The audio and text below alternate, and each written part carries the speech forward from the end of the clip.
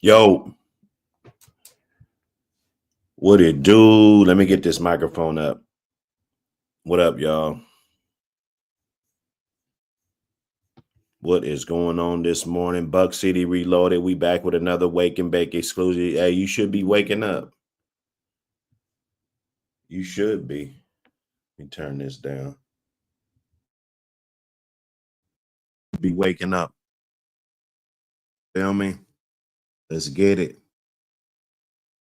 Everything you didn't do yesterday. I mean, come on now. 2000. It ain't 2024 no more. You can't get away with the same shit in 2024. It's now. Okay? Make it a good year. Summer's coming up. A lot of dog shows popping up. A lot of good people. A lot of good breedings going down, man. Salute everybody that's putting those good breedings on the ground that need to be done. Those breedings that absolutely need to be done. When you look at the pedigree, you look at the animal, you can actually appreciate good work. Good work. You know, like, damn, that's a Must needed breeding that definitely needs to go down because you don't know. I mean, these bloodlines become extinct every single day. J83 in the building. Salute, my brother. What's going on, y'all? What's going on, y'all? What we smoking on? Live boy, salute. Hey, I showed you that ped. Hey, I ain't trying to steer you in that direction, but hey, man, look, that one right there. Just leave it like that, and then the genetic material which you already got, just to furthermore solidify a already good thing. Melee in the building, salute, my brother. Everybody hit that like button. You ain't even got to subscribe. Just hit the like button, man. Let's get it in. It's a morning. I still gotta try to do my 6 o'clock, man. I gotta bust it out. It's gonna set the tone for the summertime and everything. If I do that. Okay.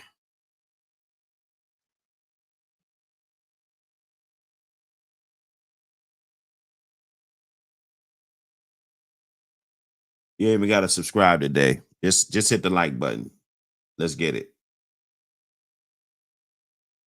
Poor Lester Selman in the building. Salute.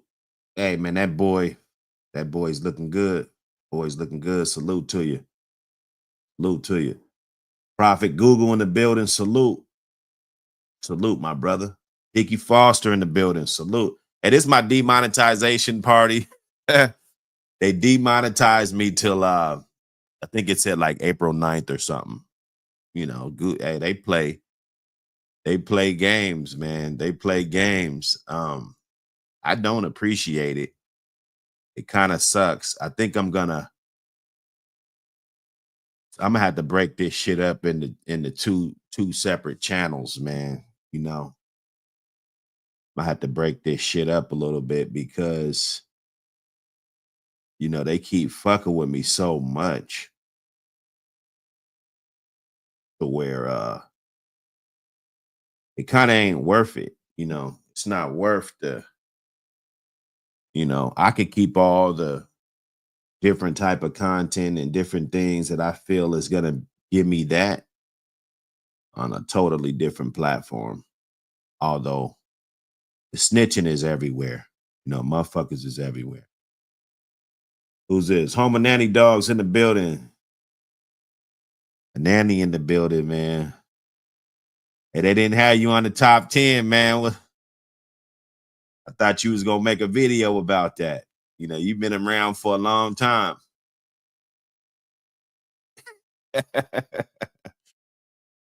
Hey, man, salute everybody, dog. Look, there's only a couple motherfuckers on my list that, I'm not the fuck away from me. You know what I'm saying? Straight up. Pitwise Kennels in the building. Salute.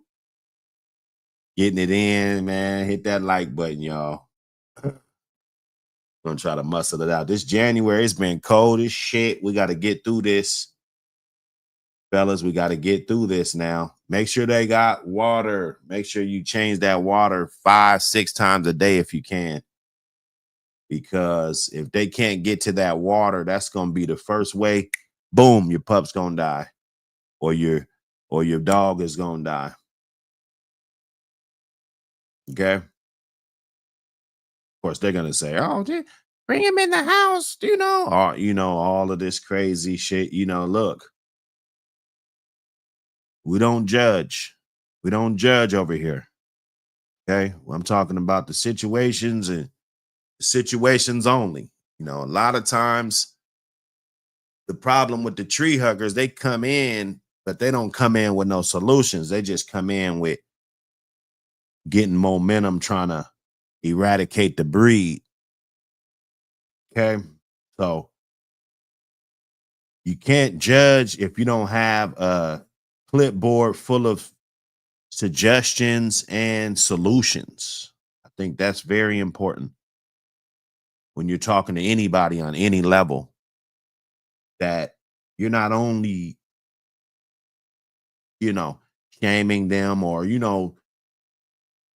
chastising him about what he's doing wrong, but you're offering some type of solutions. Okay. That's why I tell dudes that try to be like gang activists and all the advocates and all this shit, talking to the youth and everything like that. It's like, yeah, we want to tell the youth not to do this, not to run the streets, not to pick up those sticks and not to sell drugs and all of this shit. But at the end of the day, what are you giving them as a substitution? What's the alternative? So that's what we do, man. I try to give you guys a little bit of something, man. Keep them dogs hydrated, keep that water. Now is the time of year you might want to up it to a little bit of electrolytes, just to make sure that that dog has everything that it needs to weather the storm, to weather it out.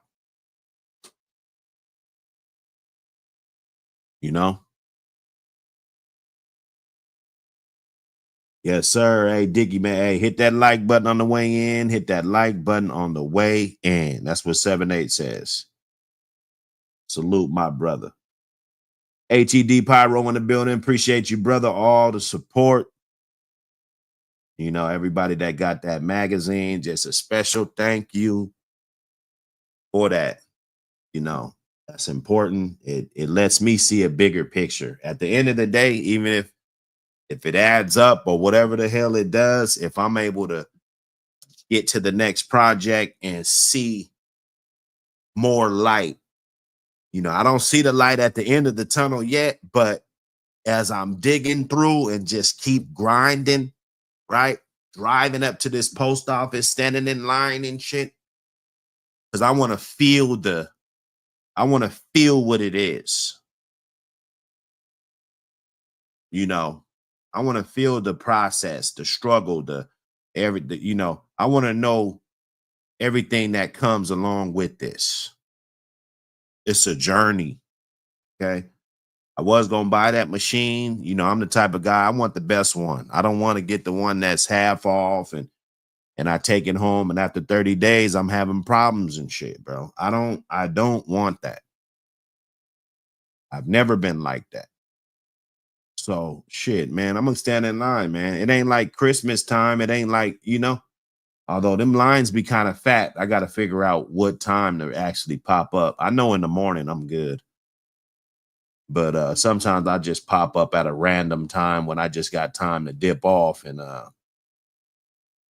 good thing I went Wednesday because they were closed yesterday and today. So I would have never known. If I would have waited one day, I would have pulled up and probably jumped in my phone and found one that was open. But, because I don't think it's no type of holiday going on or nothing. Kids is at school. Like, what the fuck is the post office closed for? It's crazy. Crazy, man. Oh, man. Oh, Sly Boy got them runts. Got them runts going on. Pitwise Kennels. Go. El Negro, Bolio, and Spike in March. Okay. That sounds like a nice recipe right there. Hey, that lemon. Salute to the lemon. I'm officially, not like we need to make an announcement, but I'm out. I'm officially out. Didn't go yesterday. Didn't go last night. Maybe I'll probably go when I get up off of here, man. I'm officially out, man. That's what you get for sharing. When you share, when you share, it's never enough for you, you know. Salute everybody. Hit that like button. It's the Wake and Bake Show. You guys got any questions, drop them at the bottom. I'll storm. We're gonna talk a little bit. We got a little Couple pads, maybe a couple pads to pull up. You know, nothing major. We're not doing no heavy lifting today. No heavy lifting. We hour late, so I mean we ain't gonna lift heavy today. Um, Quick FC, what up, brother? Good to see you in the building, man. Good to see you in the building. Go ahead and leave me that text. If you're trying to get that mag, go ahead and leave me that text. We can get that joker right out to you. I'll give you the all the info you need as far as payment info and everything. The mag is $25. It's not a drop in the bucket, but it's not, you know, it's not gonna kill you. I mean, shit, if you look at the book alone, most of that is gonna get sucked up just in the design and shipping and all of that. You know, it's got to get shipped to me. It's got to get manufactured. Um,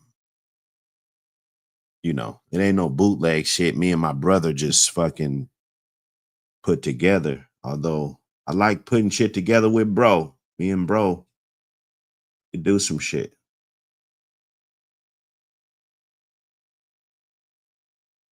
He said,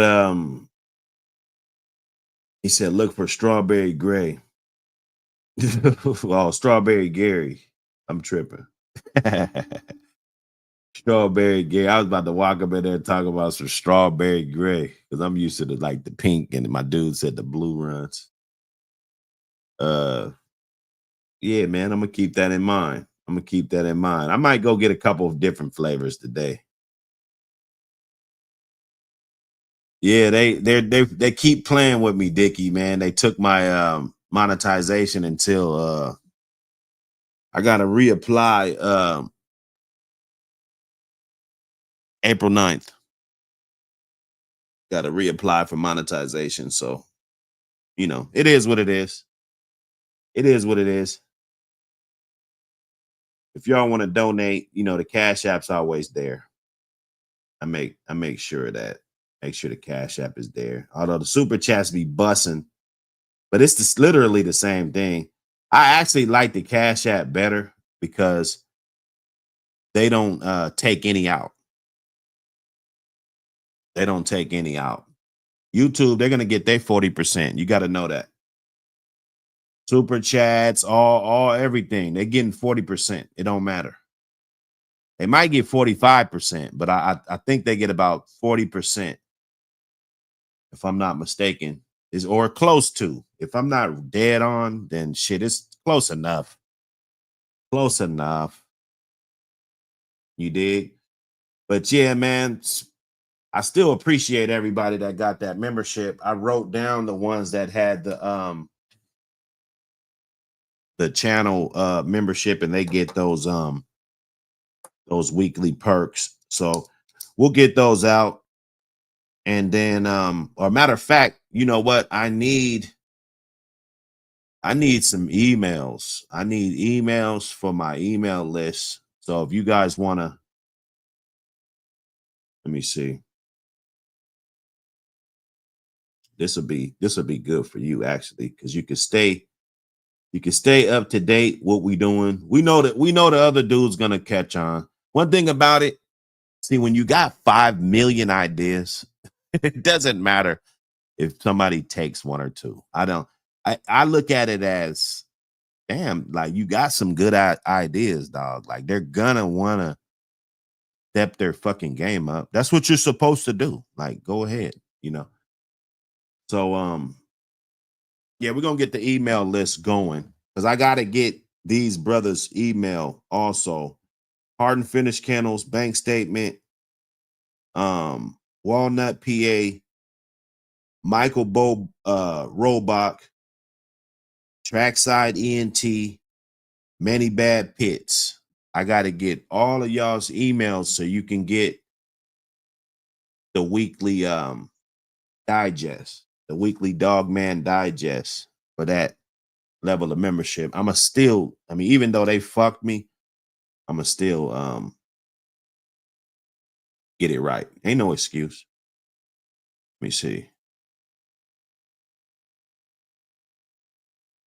Get this email up here.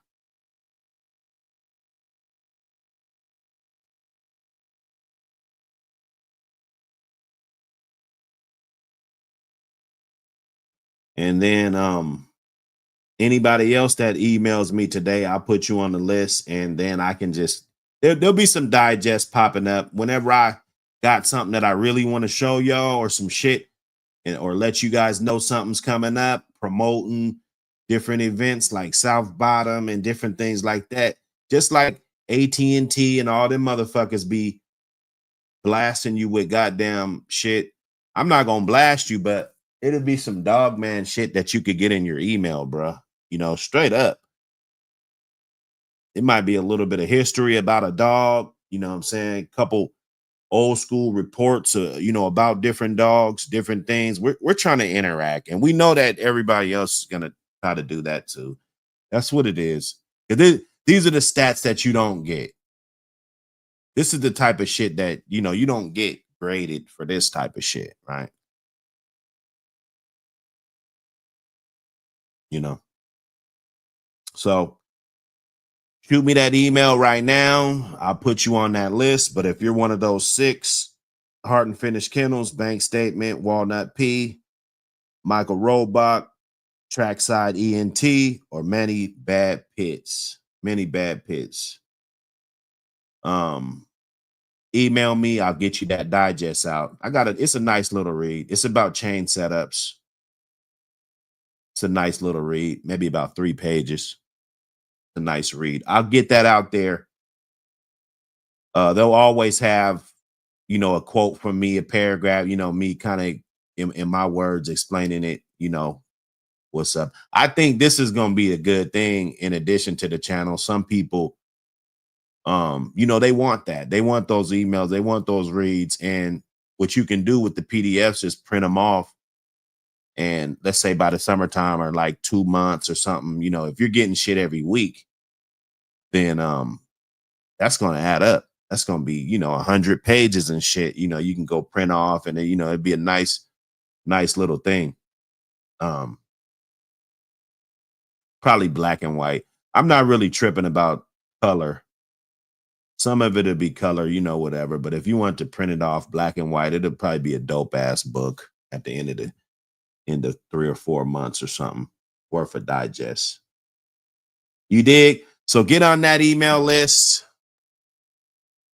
Do it right, man. Let's see. I'll leave that up there for a second. You guys can catch up. Let me do a little bit more roll call. Hold on. Let me go from the bottom up. Piff 1000 in the building. Salute my brother. Yeah, we in here, man. We in here. We all the way in. Just a dog, man. USA Canines in the building. Salute. Everybody smack that like button. Smack that like button like you want to smack a tree hugger, but we can't do that. So at least smack the like button. You know what I'm saying? Unless you like those.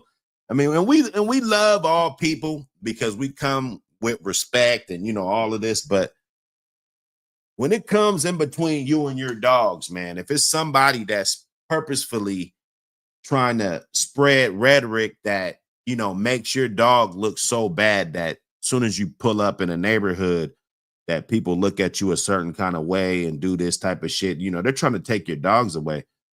I don't expect anybody to love or like that type of person. You know what I'm saying? RBG Lone Wolf in the building. Salute my brother.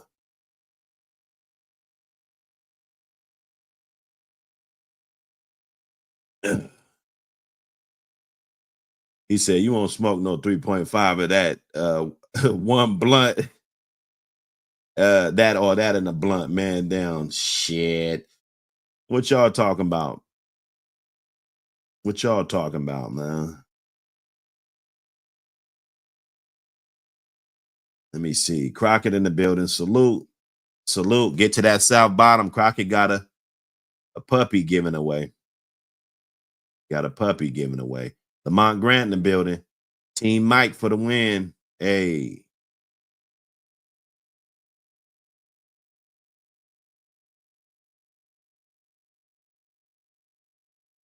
Raleigh shirt company in the building. Salute, my brother. Glad you could make it in. Mert Dog. What up, Mert?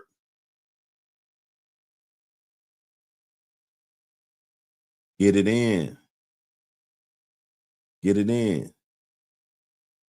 2 number 2s. Man, salute to you, my brother. Roll up, Reek. Team Mike for the win. Need some of that. Hey, tap in, man. Cracking is cracking. Cracking is cracking. Tap in. They got the Mike line, the Mike edition. War Pony 2 edition. Mike, the Mike. All of that shit. The best of Lynch. Hey, that magazine is dope. Big ups. Hey, salute, brother. Glad you guys like it. Glad you like it. The next one, I'm telling you, I don't even want to talk about this one. This next one, oh my goodness. I'm gonna fucking go nuts. Somebody just gonna have to just tell me to drop it. You're gonna have to just call me and say, bro, what are you doing, bro? Drop that shit right now. I'm gonna be in there like a mad scientist. Chopping it up with all the writers and everybody that want to be a part of it. Man, it's beautiful, man. Hit me on that email. Let's tap in. Let's tap in.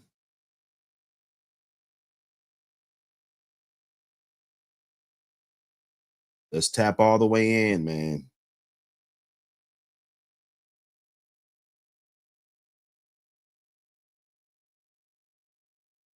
Said you was talking about that year 2000, Cali OG.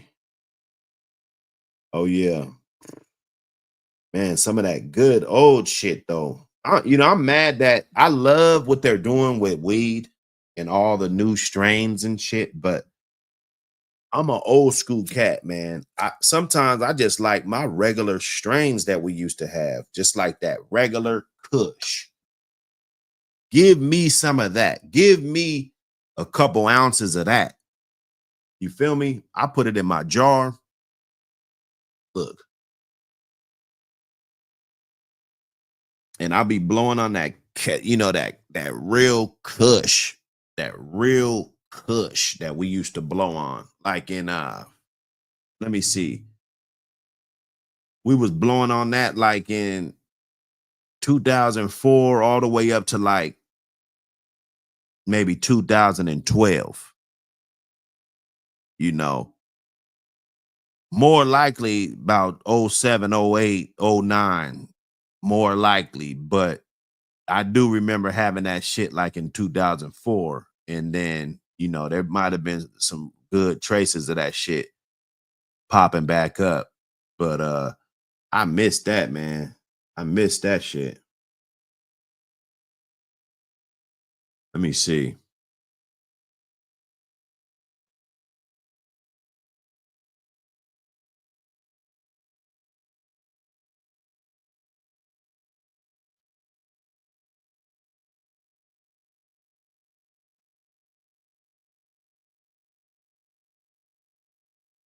Let me see, man.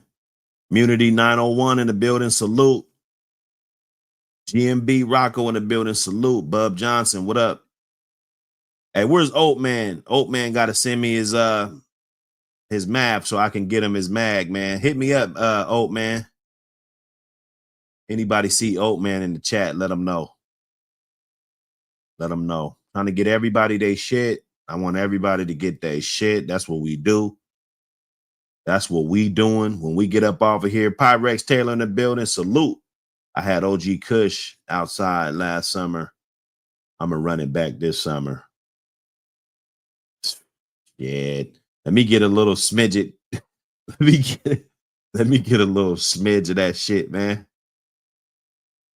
Hey, send me that. Yeah, man. Text me. Get that email in. Get that email in. We're gonna try to get some off of here shit going. Little digest, pictures of different dogs and different shit. You'll be able to check it out. You'll be able to appreciate it. It'll spark more conversations. Off of here. Let you know what we got going on. If we going live, Not every time. And I'm not gonna put all that, it's not gonna be like that. But once I get it going, I got a nice email list, then I can start pushing those emails.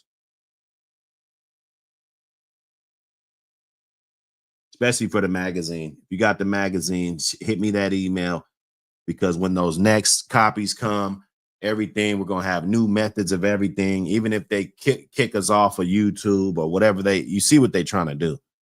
So um we got to change it over. There'll be emails to Discord and different platforms that we're on. So the link will be right there. All you got to do is click the link and you right in there.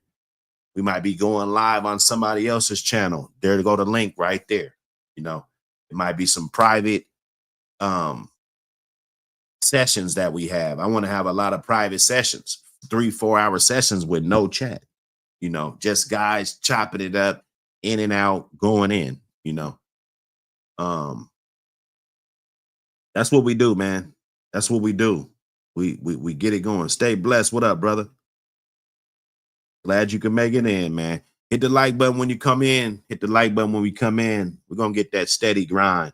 Hey, salute to NWA, man. NWA is a smooth brother, man. I like NWA. He had a brother on there last night that was man, that brother sound like me, man. I guess he do Rottweilers or something. It was a good conversation, man. The guy stand on his shit. I remember I was talking about starting a yard and whatnot, and they weren't talking exactly like that, but he was basically saying what he would do if he was looking for a dog and this and that. And one of his criterias was that he would pop up at those shows. He would pop up at the show and he would not only get a dog, but he would probably get a dog from somebody that was winning. Like, let's say you go to the show and somebody take 7-8 trophies out of 20. You know what I'm saying? Like, he's making some noise. He's making some noise. Of course, Rottweilers is a lot different. Sometimes the American game dog can be very tricky and it can hide up under some good phenotypes. You know what I'm saying? And it'll be some trash. But if I was doing Rottweilers like he does, I would definitely do that. So salute to them, brother. I forgot the brother's name, but you guys can go to NWA Cane Corsals. They got good talk over there, man. It's good talk. He's probably leading the game with the interviews and stuff. Schoolboy goes over there. That's our brother. So hey, man, it's all good, man. Mike Dan, what up, Mike Dan? Salute to you, my brother. Glad you can make it in. Glad you can make it in, man. I know you guys see Ray Lewis. Get this off of here, man. I know you guys see Ray Lewis on the screen, don't you? Don't you? Don't you? Ray Lewis. Let's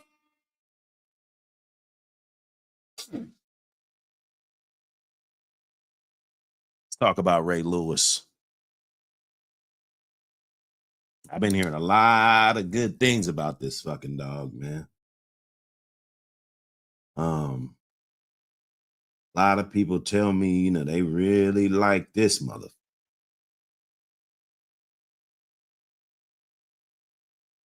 You can only sometimes you don't have much to go off, Jeannie Johnson, what up? Salute to you. Glad you could make it in. Hemi James, what up? Sometimes a grapevine, you heard it through the grapevine, right? Sometimes that information is very valid. Sometimes it's not.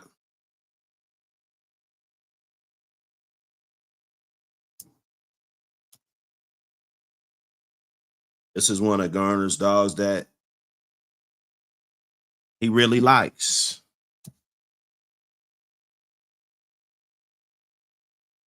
Saw this message on Facebook.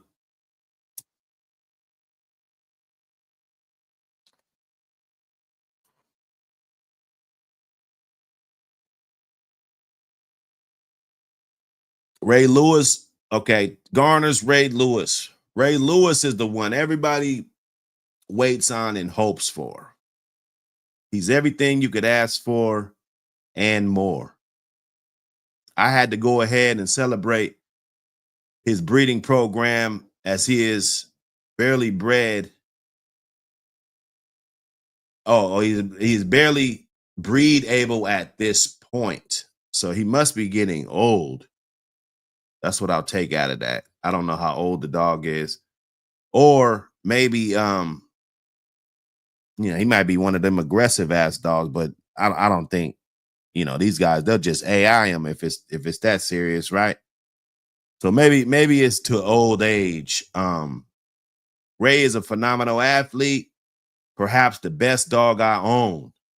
Those are huge words right there. We ask these questions, we get different people on the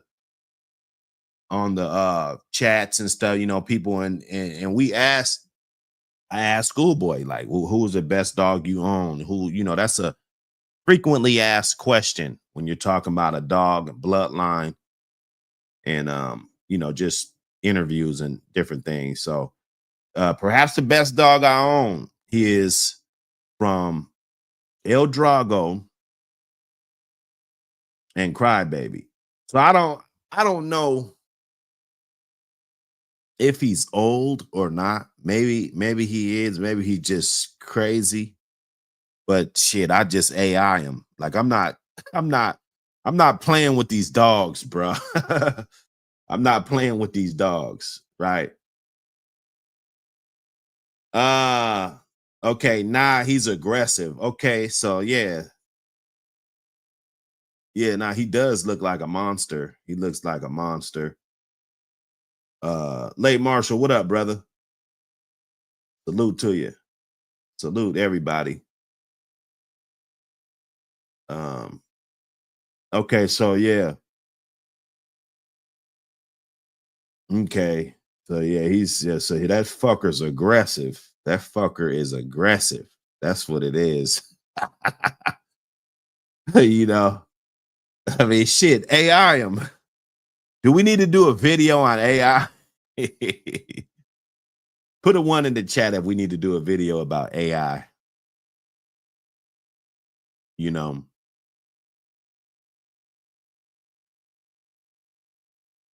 so now, I mean, those are big words.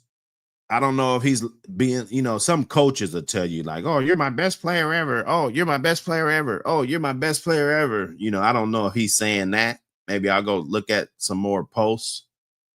Maybe he's talking about another dog like that last week or something. You know what I'm saying? But maybe not. Maybe he feels that this a good dog. To say the least, I've heard a lot of good things and a lot of people gravitating to the dog. You know, I'm gonna pull up the pet. I don't know how much info's on there. I'm gonna pull up the pad and so we could check it out. That's what we're here for. That's what we're here for, y'all. We're here to check it out. Ray Lewis.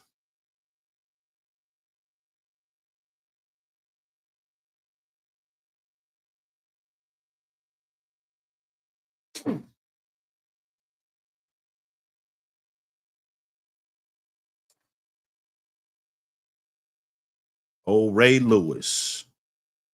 74 in the building. Hey, hit that like button. Throw a dog a bone. Throw a dog in a bone. Throw a dog a bone, man.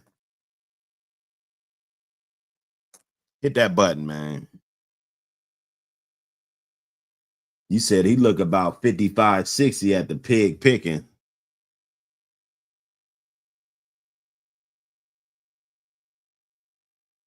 You know, I like him, man. I like him.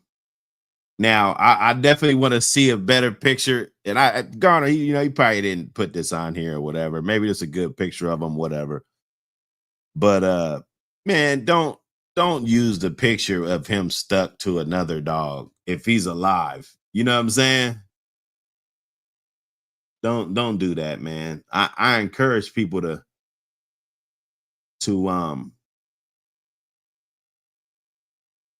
you know, get out with them dogs, man. Take pictures of them in the positive light and all of that. Me personally, I wouldn't do that. I wouldn't do that. It just kind of doesn't give you the full range of how the dog is actually looking, right? So, and you got more pics. That's that's the thing. I be seeing dudes do that. Like you can go to I think it's Red Devils pedigree, and there he's on a breeding stand, bro. You know what I'm saying? Like that. Don't do that. You don't even know. I thought it was a breeding when I first saw it. Like, what the fuck is it? Both dogs are in the picture, right? Enough of that. Let's check out his beautiful pet. Let's check out his beautiful pet. They don't got the size on here, but he's out of that El Drago dog. That's one of the ones that, if I would have got into the Garner dogs, I definitely would have went in this El Drago direction. That's what direction I was going into. You got the fat bill back there. And he's in the pad. Salute to Bill. He's still in the pad at the end of the day. He's in the fucking pad. I don't know who owned this dog right here, Garner or whoever, but I mean, you looking at this Ray Lewis dog. Once you breed him, he get pushed off. But if you're looking at the El Negro dog,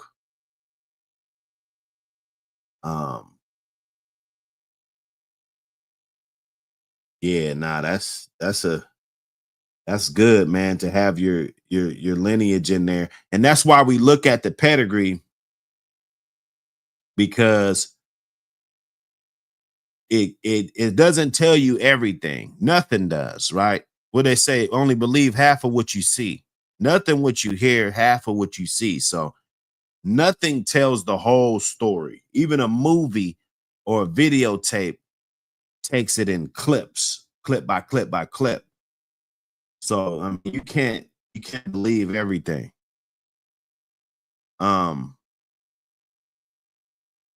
It tells a story. If Chinaman was a good dog that you liked, and you see Chinaman in this dog's pedigree a lot, or maybe you like Midnight Cowboy, right? Maybe you like the Maverick dogs. Maybe you're a Maverick man, but you respect Fat Bill, and you like people. A lot of people say Bolero and shit, right? Look at Young Bill. This shit's been looked at 100,000 times, bro. This dog is famous. Every dog hasn't been looked at that many times. I bet you this dog right here, this Amos dog, and I could be wrong, but I bet you his pedigree hasn't been looked at this many times. Let me look. I told you. 30,000. You see what I'm saying? Look at Snooty. 500,000 views. Snooty's a famous dog. Probably more famous than Butcher Boy. Let me look. 200,000. You see what I'm saying? So it could be a dog in your pedigree, but your dog might be more famous than the dogs behind it. So Bolero, Fat Bill's a rock star. That's a famous ass dog, bro. So me looking at the pedigree, right? Remember we said we ain't looking at the pedigree. Pedigrees don't matter, right? I might be a Maverick man. Okay, that's the closest I can get to Maverick if I'm looking at this El Negro dog, right? Let's just say let's just say this is what we have to work with. And I like Fat Bill, right? Frisco, right? That's there have been some good shit coming up out of them dogs, rather if you like Frisco dogs or not. I mean, he goes off my list when it goes to uh mega, just break the scale when it comes to amount of breedings and shit. Because me personally, I don't want to rob 5,000 banks, dog, just to get, 3 jackpots, bro. You know what I'm saying? Or maybe that's a bad analogy. You know what I'm saying? I don't want to try it that much. You know what I'm saying? I just want to rob like 2 or 3, maybe. You know what I'm saying? And hopefully hit 2, right? I just want my percentages a lot higher. And I'm not saying these dogs didn't have good percentages. There's plenty of them, that was good. But when you breed it that many times, it's too hard for me to wrap around if that's actually a good bloodline or not. It's actually impossible, and we can debate this. These are those debates that we can have. Somebody, oh well, yeah, there's, let's debate it. Because most of them motherfuckers, you don't even know where they're at. So that right there, the debate will be over. Unless you can explain to me the quality of the ones that you don't have contact with, which is gonna be most of them, then you can't tell me shit. Okay. And you can go get all the good experiences and you got the same amount of bad experiences. Okay. But we're going with that because we like Chinaman, we're going with that, right? So you're digging this Chinaman shit down here. You're digging the Kate's Figurino stuff. You're digging it. Got a lot of Bujo back there, Eli, all those dogs back there, little Heinzel shit back here, Kobe. They said they're keeping a lot of them Kobe dogs for the gameness. The Jeep dogs, the Red Boy dogs, those are game dogs. So it's a good blend. It's a very good blend. Bobby Peru. I remember this dog. This was a good dog. This was a good ass dog right here. Got the same type of buzzsaw, all the bolero, all that shit.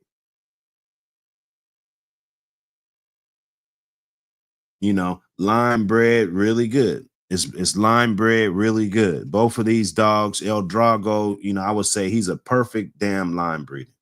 Perfect on all this the right shit. As you see the Bobby Peru down here, now you're starting to respect what this Ray Lewis cutoff picture is. He's like, okay, well, shit, maybe there's more to it, right? You're digging that shit. I like the Bobby Peru, right? So, if you're not gonna go El Drago and Chemo, I mean, shit, Chemo done produced some good dogs too.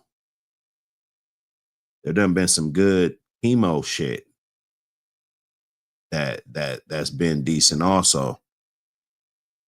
So, now we got Ray Lewis and you see how he's put together, throwing a lot of Frisco in here. It's gonna be a lot of Frisco, a lot of Chinaman, a lot of Chinaman.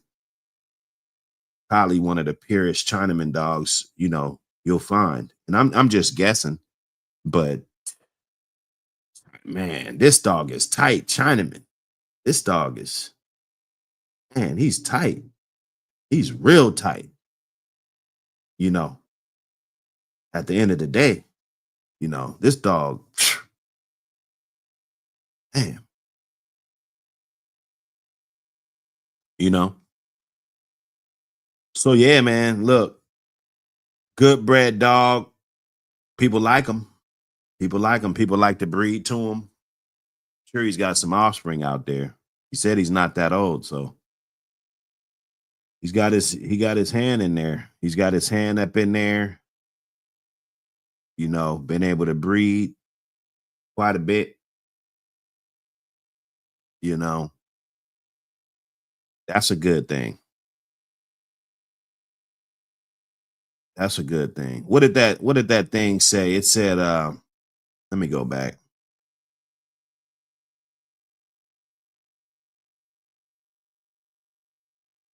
pull this one up. El Drago Crybaby. Okay, so yeah, he's off El Drago Crybaby.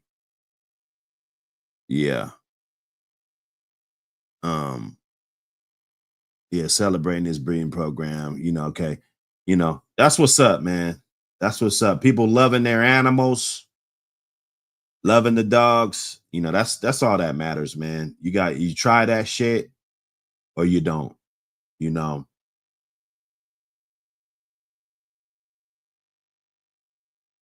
He said it's so much snow in GA. Damn, boy. We ain't got no snow, man. That's crazy. That is crazy. And we don't got extremely high temperatures, but we ain't got no snow, bro. I'm up north. No, zero snow. You can go to the mountains.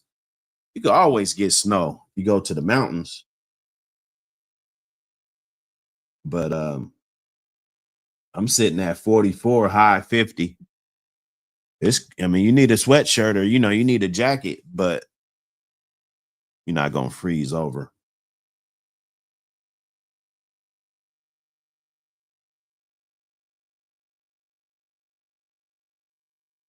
He said, so how you been classifying by names and and assumptions? Oh, Chinaman was a monster. Yeah, I don't know what that means, brother, but I definitely leave all of the, you know, different shit, kind of off of here purposefully because it's not for the internet, you know. So, Jeff Smith, what up? Salute, man. Glad you can make it in, man. Everybody hit that like button. You ain't got to subscribe today. Just hit the like button. That's all I ask. So no, I'm just looking at a pedigree. If it was a body of work of somebody that I liked, or I can show you one of my pedigrees. If I saw some of my blood floating around and I saw these certain dogs in there, it would give me more comfort in knowing that this might be a good enough dog to feed, rather than because some people just say pedigrees don't matter, or they don't, pedigrees don't matter at all. I think they do. Longer than a decade. Salute at Ray Lewis. Ray Lewis.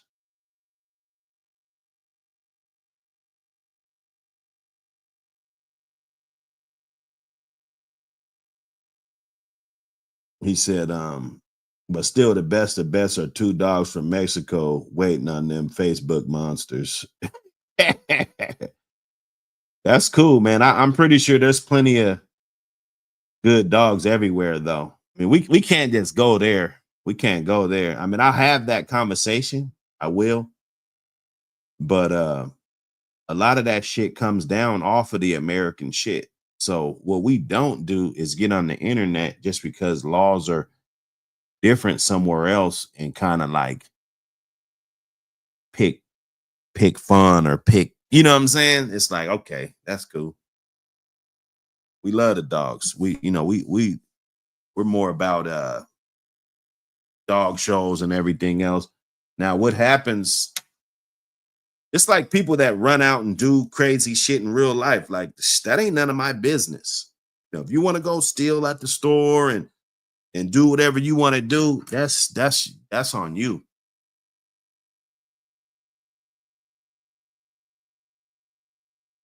So I'm not encouraging that type of activity.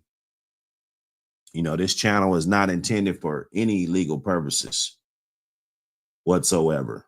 I understand you got places in the world and shit goes down. Shit goes down, you got good dogs, you got this, you got that, but you always got somebody bigger and better.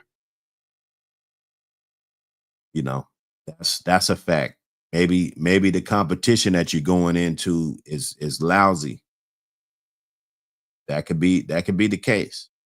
A lot of these dogs, if we're talking about historically, they lose. A lot of these dogs will lose just because they just been through too much. It don't have anything with the dog being a cur or nothing like that. Just the dog's life just been antagonized so many goddamn times, that the dog just says, you know what, fuck it, I'm done. You know, straight up. 5-time winners, 8-time winners, stopping for no reason. You know, now if you're trying to build a good yard, you got to get away from them boxes and you got to stop taking steroids and shit. Feel me? That's how you're gonna build a good yard because you can't when you're cheating, you don't know who's the best. So eventually you'll be basing your yard based off of performance enhancements.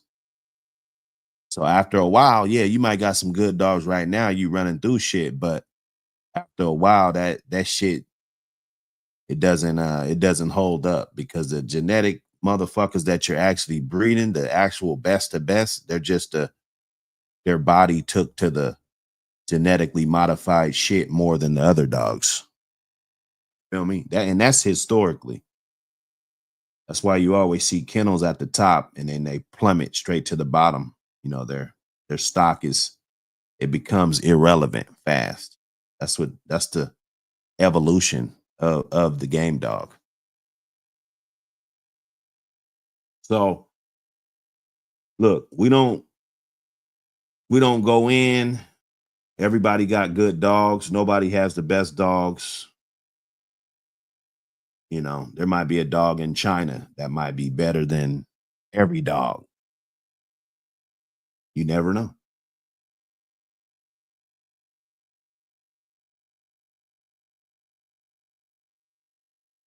He said that petty that shit. Yeah, boy. Hey, look. And it's for a good cause. For a good cause. It's not for fighting, different things like that. We don't engage in anything like that. I don't wish to be involved with anything, but it feels good to see your dog's name and pedigrees of successful camps, you know, and the pedigree, that's what the whole thing was about. It tells a story. Of course, we want to get Ray Lewis on here, give him his stripes, perhaps the best dog Bulldog Hill owns. So, and maybe just a good companion.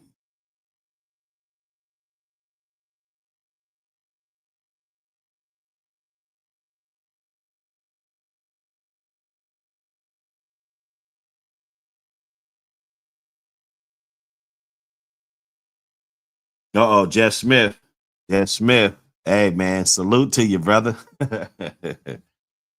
I'm glad you enjoyed the mag. You know, now we look forward to doing good shit, man. That South Bottom. Uh, that was I like that page. When I look at that, I like that, man. That's a historical moment. Mr. Floyd, he's probably the elder in the dog game right now. In the breed, I should say. I don't want to say dog game. They use that. I'm telling you, man. They'll use that shit against you, man. Say dog game or anything. They use that against you. You got to know how to slap them, though. Like, get the fuck out of here with that dumb shit, you know. But they use that. But yeah, out of the breeders, out of the bulldog guys, that been around for a long time. If I'm not mistaken, I think Floyd might be one of the oldest out of everybody. So it's always good to fellowship with good guys, man. Fellowship with good guys. Those shows, the time that it takes to get a dog prepared for those shows and the amount of dedication it takes to have those dogs looking good. Some of these are projects that people, they might be 3 generations into their dog. And here I come with the offspring. I'm 3 generations, all Buckcity. And I want this dog to perform just as good as the generations before that. So it's definitely an emotional time for a lot of people. And then when you see that success and that hard work paying off, it might be something that you did at this dog show that you didn't do at the other dog show. You probably fed this food that time and you didn't win shit. Now you started feeding this food and now you're winning weight pulling competitions. So let's think outside the box, people. Think outside the box. And if you got anything, I know it's off subject, but you got anything in that closet, man, clothing, anything, man, just make a little box, man. Go drop that off, man. You'd be surprised. It might be a little ass kid, a homeless kid wearing your fucking shoes, bro. You never know.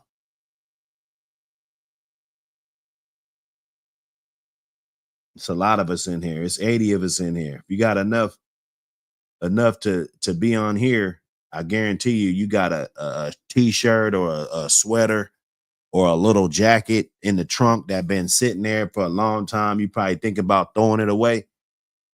Man, this country needs it right now.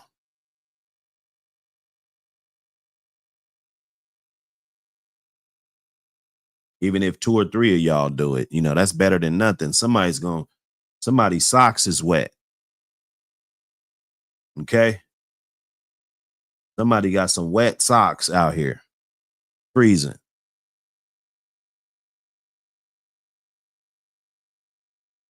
You know, and then blessings come back tenfold. They always do. God's always there for you when you needed him. If you hear, you can't tell me that he ain't never brought you through nothing.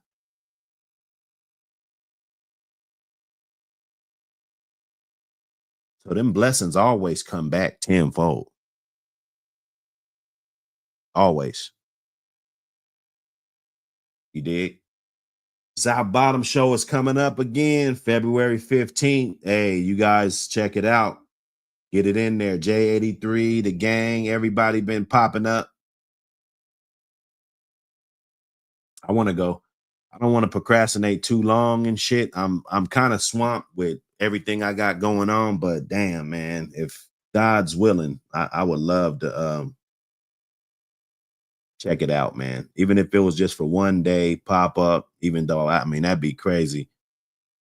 I'll probably be tired. I don't know how I would prepare and sleep for that, take that long ass flight. Of course, I could probably sleep on the plane. You get off and then you're right into it. Everybody, all the action and everything. I don't know. It'll be crazy. Floyd turned 90. See, he's getting up there. He's getting up there.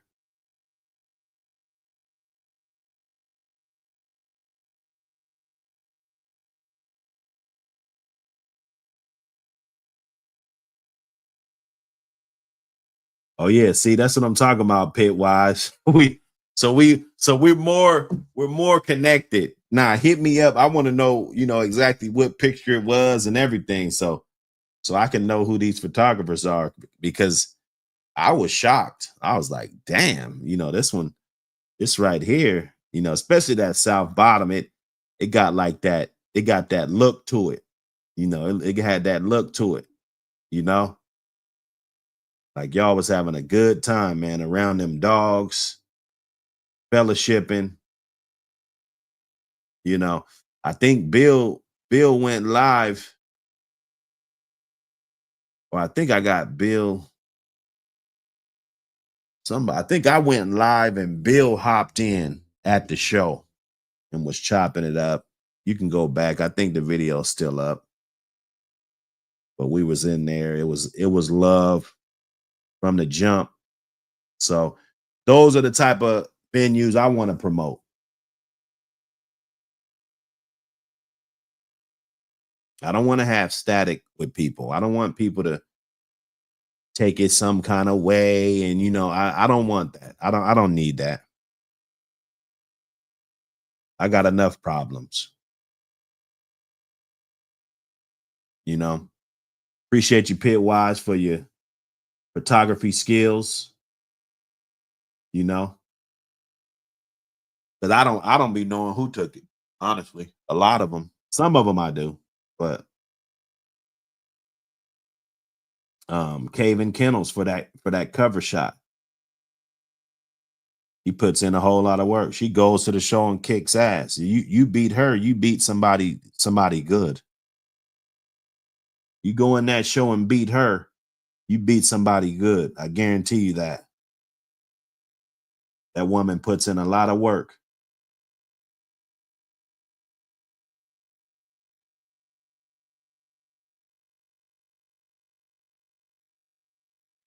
Yeah, never know in life, man. You never know in life. Dorian Sowes dropped 2 bags off yesterday. Appreciate you, my brother. That's what it's all about. That's what it's all about. We can get up on here and talk about who's in their feelings and shit over little ass arguments and shit, that we have, but it's what we got to do, man. What we got to do. It don't take much. You ain't got to give money out your pocket, bro.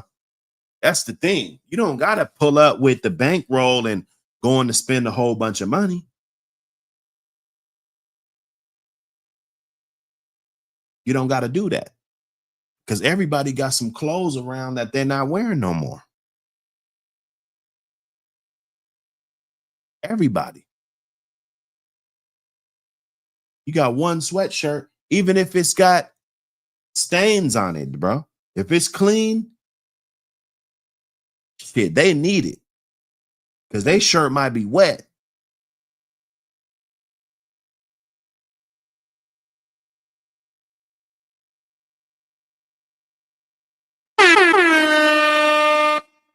Scared you guys, didn't I? Boss man E in the building. Salute. Salute. You're rocking the building. Salute, my brother. Glad you can make it in. Glad you can make it in. It don't cost nothing. You'd be surprised, man. It'll be contagious. You tell a couple other people, pretty soon, everybody get back on their feet, man. Everybody just give back just a little bit. Why wait, Kennel? Salute. Changes the outlook of somebody. They see me give back. They see me. They probably saw me when I pulled up. They probably like, man, who is this guy? Until I roll that window down. Hey, you need this? I got a bag of clothes for you. My girl, her sister, she does it all the time because that's how they were raised.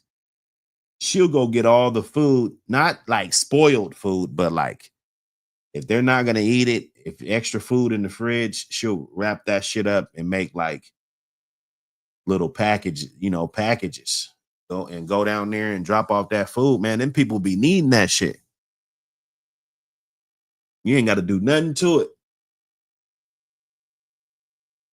You might got a bunch of chicken wings up in there or something, 8, 9 chicken wings, ain't nobody eating them. They've been in there a day or two. Ain't nobody eating them. Yeah, they still good. You can eat it cold. You can fucking throw it in the air fryer. It's still good food, man.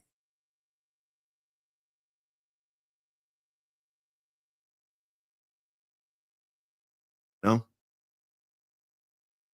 don't take much. Demonetization party. Hey, we partying. We partying, man. We partying up in here. Get that magazine.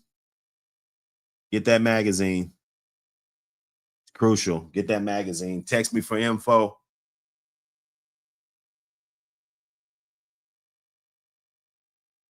Damn.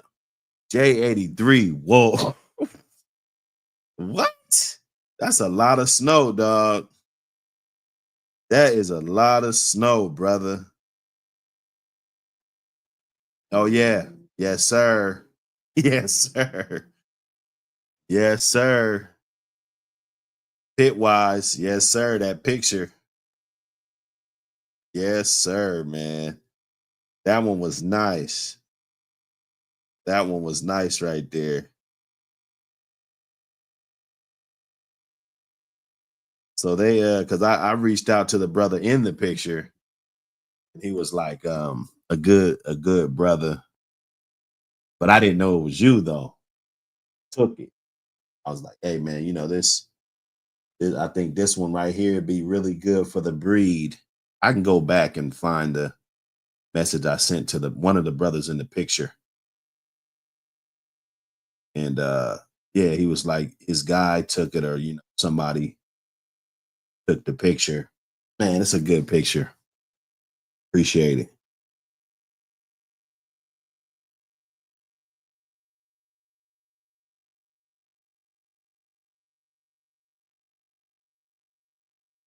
Spike Brother Kennels going on. Spike Brothers. Kenneth Young, what up? Salute everybody.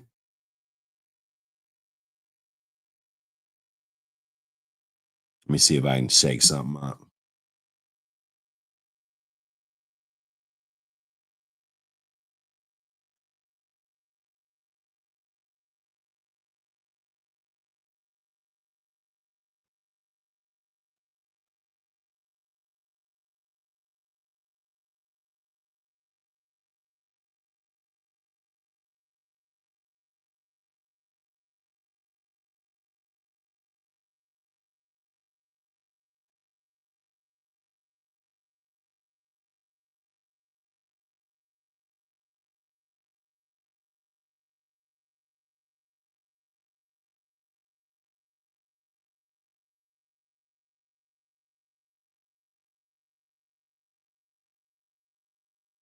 Going in.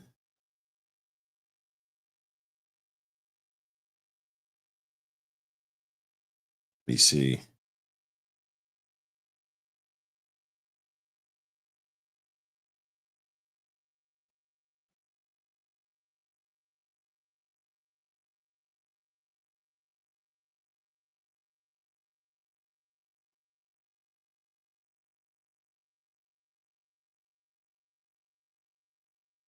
Let me see this bitch right here.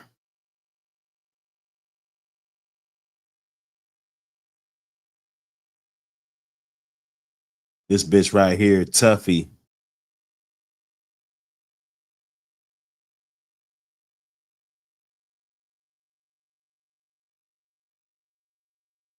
That good old Patrick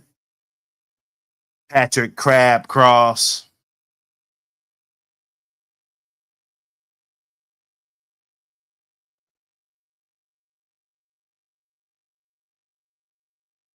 Damn, they going. Yeah.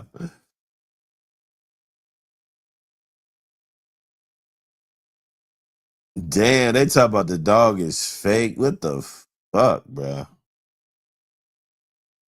Damn, that's a good looking dog right there. That's a good looking dog right there. Imported from Peru. 100% Bolio tombstone. From this dog, frozen semen is kept in sperm bank. Yeah, that's nice, dog. I don't know about the controversy behind it, but I know these dogs. So they're saying that this dog is fake. And they bred it together. What do you know? They bred them together. I'm telling you, man, these dogs, they bring out the good and the bad. They bring out the good and the bad. Let's look at something that's not fake then. This bitch right here. Curious. Curious Kennels, Red and Victo.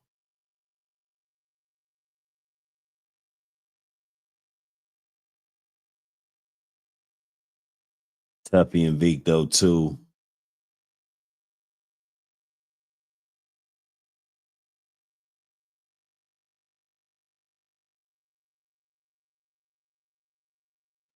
That fucker right there, boy. Too bad I didn't get shit off of him. Too bad they didn't get shit off of him. Mr. Invicto, let's check him out.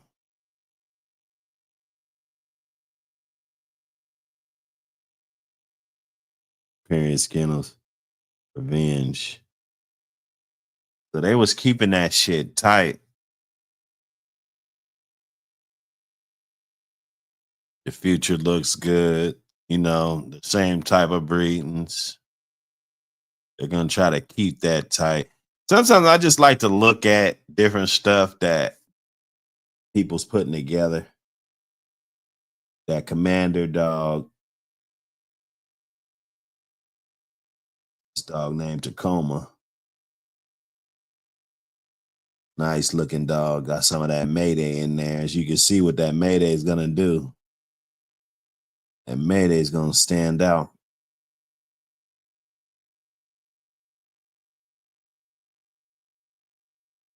That Mayday is gonna stand out. Curious what they were doing with her.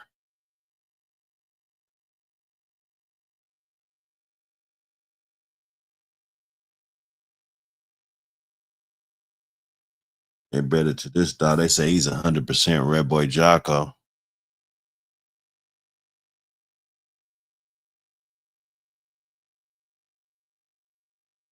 See that?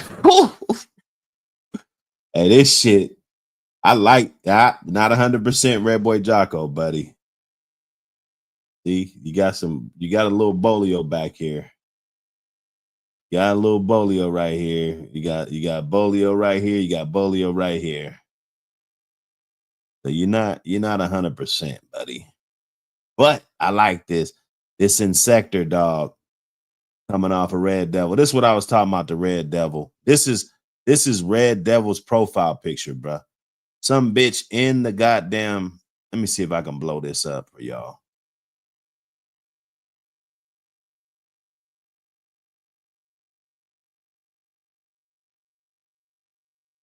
That's not adequate for a picture. And that's why I said about Ray Lewis, because I know some people they gonna get my inbox. Oh, why are you talking shit? You know you hate Garner. Man, shut up.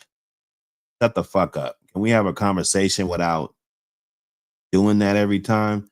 I don't like pictures like that.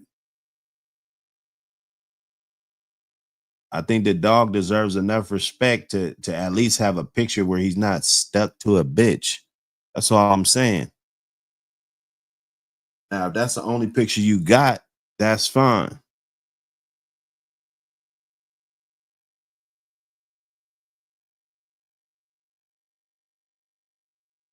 That is fine.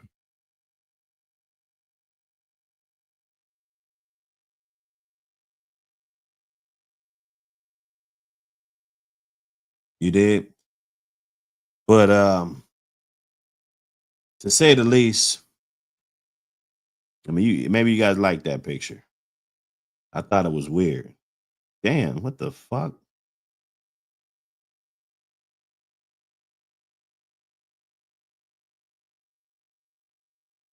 Yeah, no, this insector dog.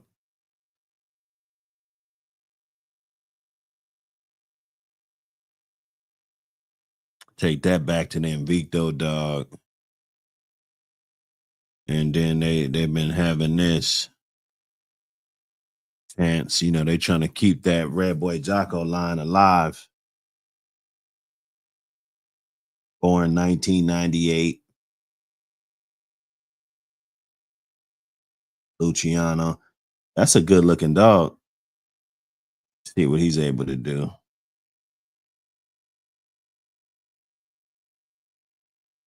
Gonna get a hold of that shit. That T-Bone Club. All this blood. This is good shit right here. It's T-Bone Club shit.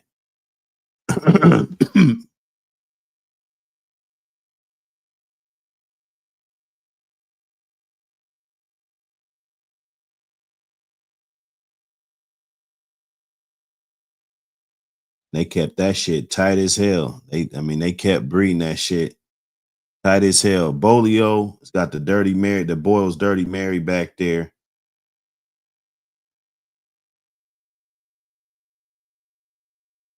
Red Baby. So if you're a Boyle's fan, you gotta like Red Baby. If you like any of the Dirty Mary shit.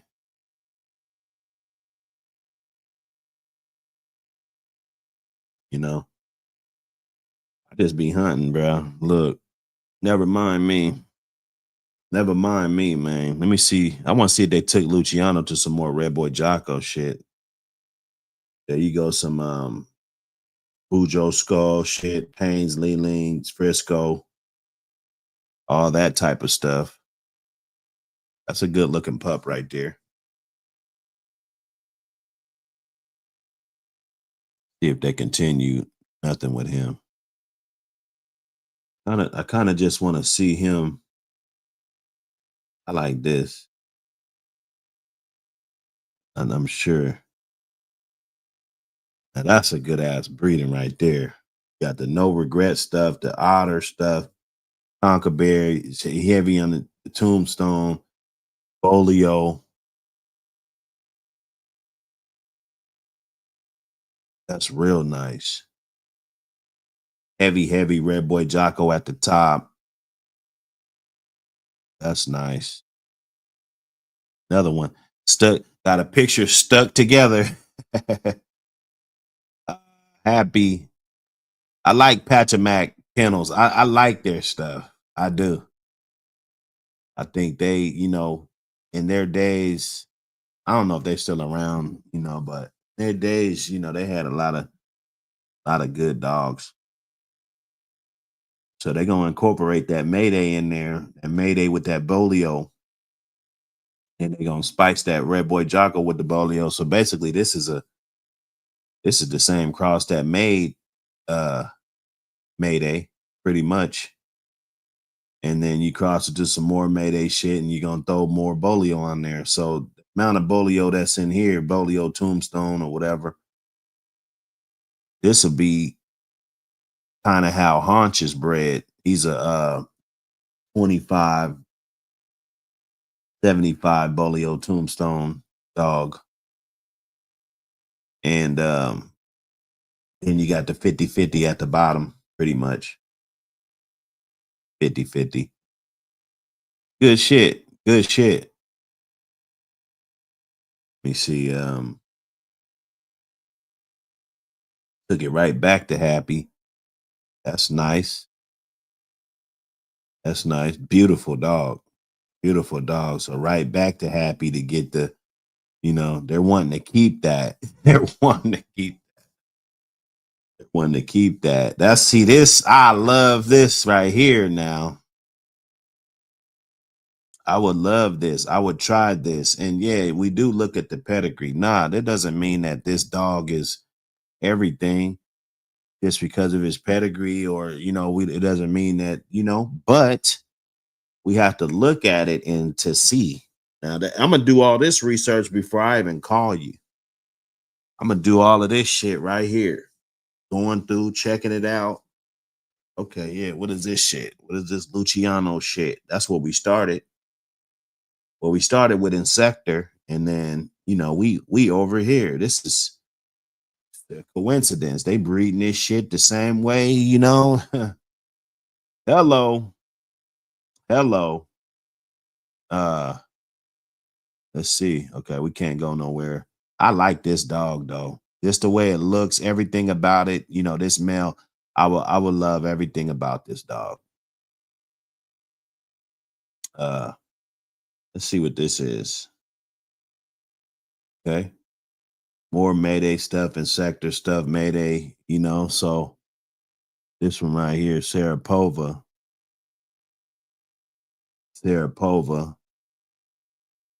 almost 20 years old, 18 years old or something like that, you know. Double bread on the happy shit. They really like that happy shit. That shit's working out good. That heavy on the Bolio tombstone. Okay. Then they gonna bring a little bit of this back up to the front. A little bit of that back up to the front. They gonna keep. Oh man, I like this shit, bro. I like this shit. I like it. I like it, man. Sarapova going back to, let's just see. Maybe these are good dogs, maybe not. Okay, okay. Barbarian shit back there.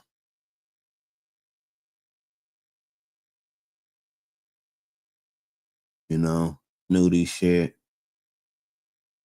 Cremator dog. I remember that Crumbs dog. Good blood. Tombstone Bolio dog, straight up. Klaus, Bolio Klaus.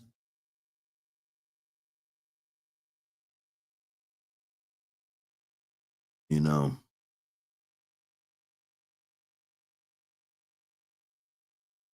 Good dog. Hey, they say good dogs are where you find them, man. Hey, Cosmic Cow TV in the building, my brother. Appreciate you for coming in. Big. We getting it in. This is Pet School. Hey, Snowman, hit me on the back street so I can get you that mag, brother. I'm glad you pulled up.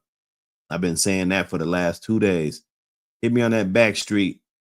I don't know what device you be hitting me on. It's Instagram, whatever. Hit me up so I can get you that magazine. By Monday, I have a nice stack to send out. I sent out a nice stack on Wednesday.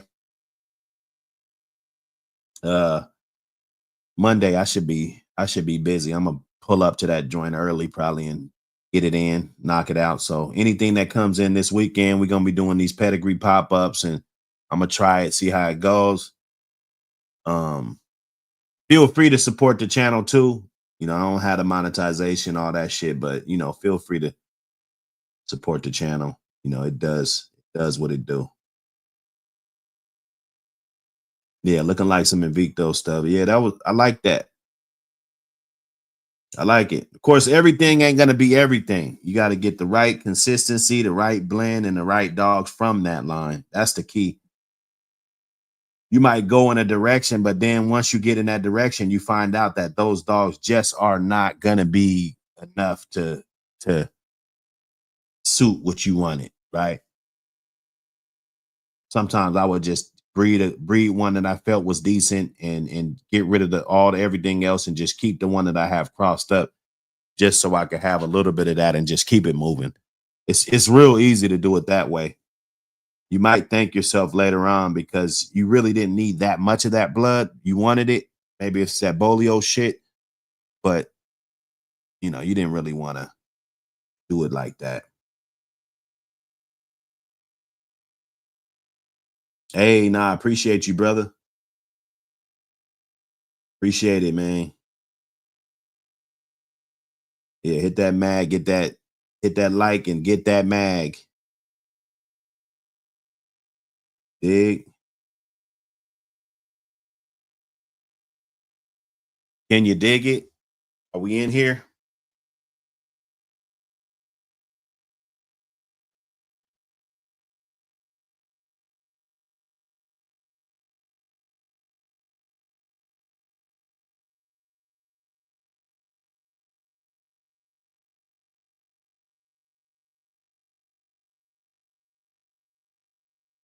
Yes, sir. Yep. All you got to do is text me. I'm gonna send you. I'm gonna ask you if you have Cash App. That's gonna because that's the easiest way. I send you the Cash App joint. Boom. You send it over. And if you have all the other funny ones, I have another link. It pretty much takes care of everything. Another brother wanted to see if he could send a money order.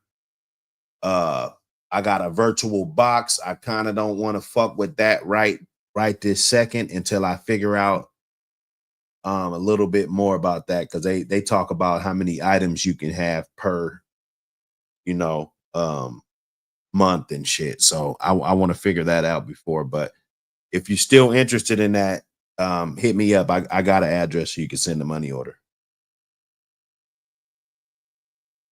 Okay. Okay. He got his mag already. I got you, brother. Okay, cool.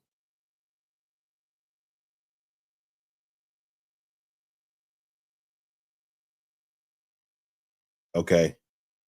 Salute to you, brother. Snowman. Appreciate the support.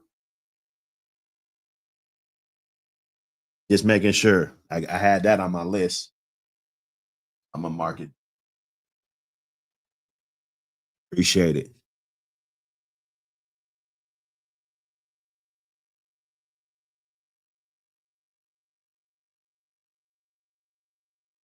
Appreciate it.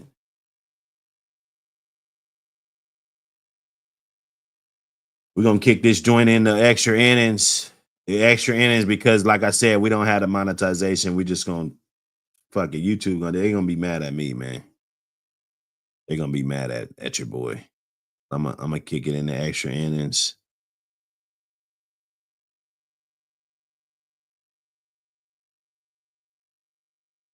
Kick it in the extra innings.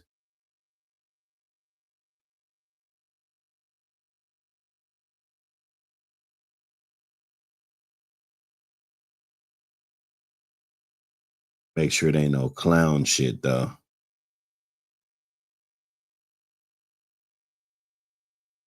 The clown show, you can only do so much of the clown show. I figured it out. I can only do so much of the clown show.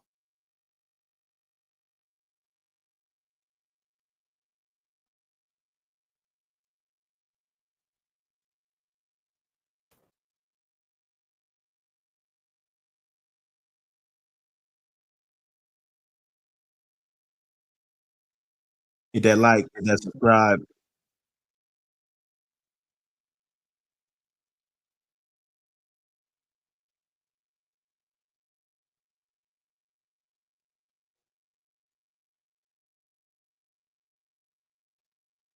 Too, but they admire people that did that traveling, and I did too. And I've been with some of them, I've gone as far as driving 30 hours or over 30 hours one way, and then by plane and all that, we'd go, hell, 1,500, 2,000 miles for a show. And it's a different aspect. Yeah, that's far. That's pretty far. They're pretty far, man.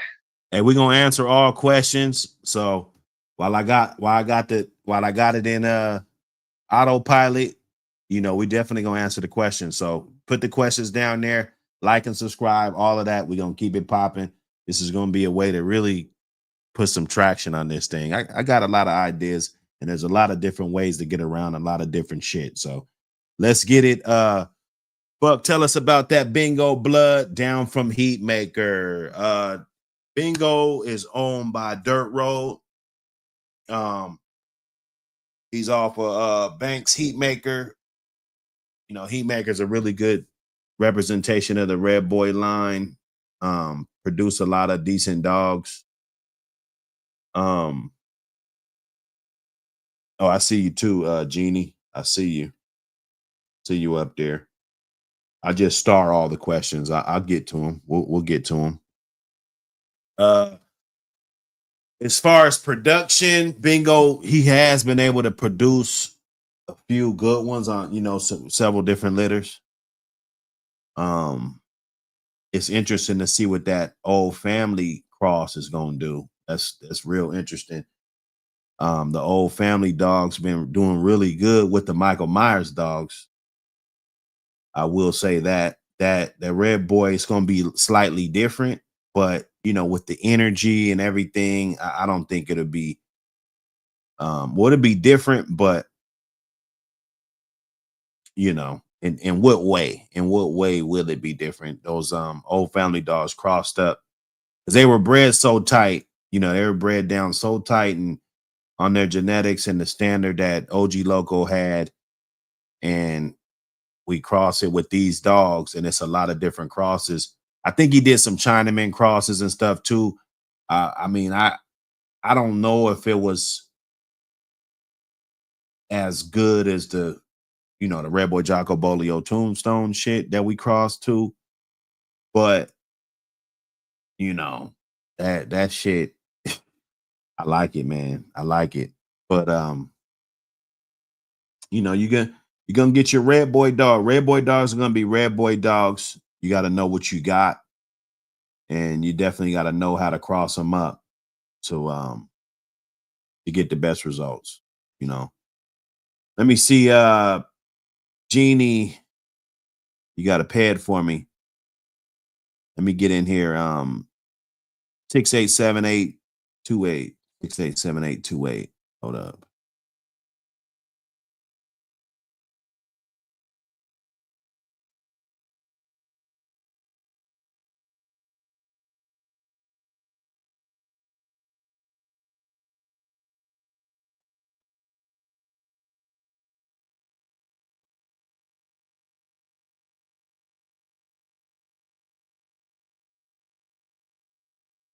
Yes.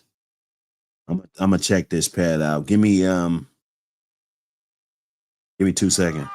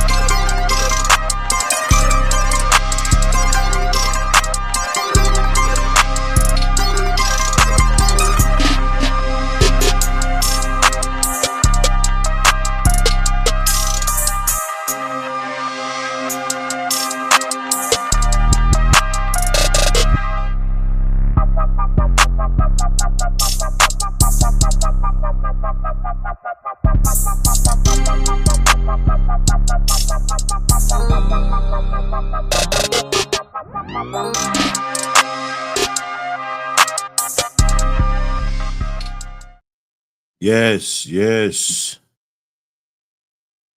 Let me see. Let me get this pad up here. The question is, Buck, would you consider this dog scatterbred? I have the pedigree here. When it's in autopilot, you guys can always leave your questions. And when I pop in and out, or I'm over here putting these envelopes together for all the purchases last night and today. So while I'm working, we still working. Let's get it. Let me stop that one. Let me get this one up here. We working. That's all I can say. I believe this is the one that you requested to take a look at.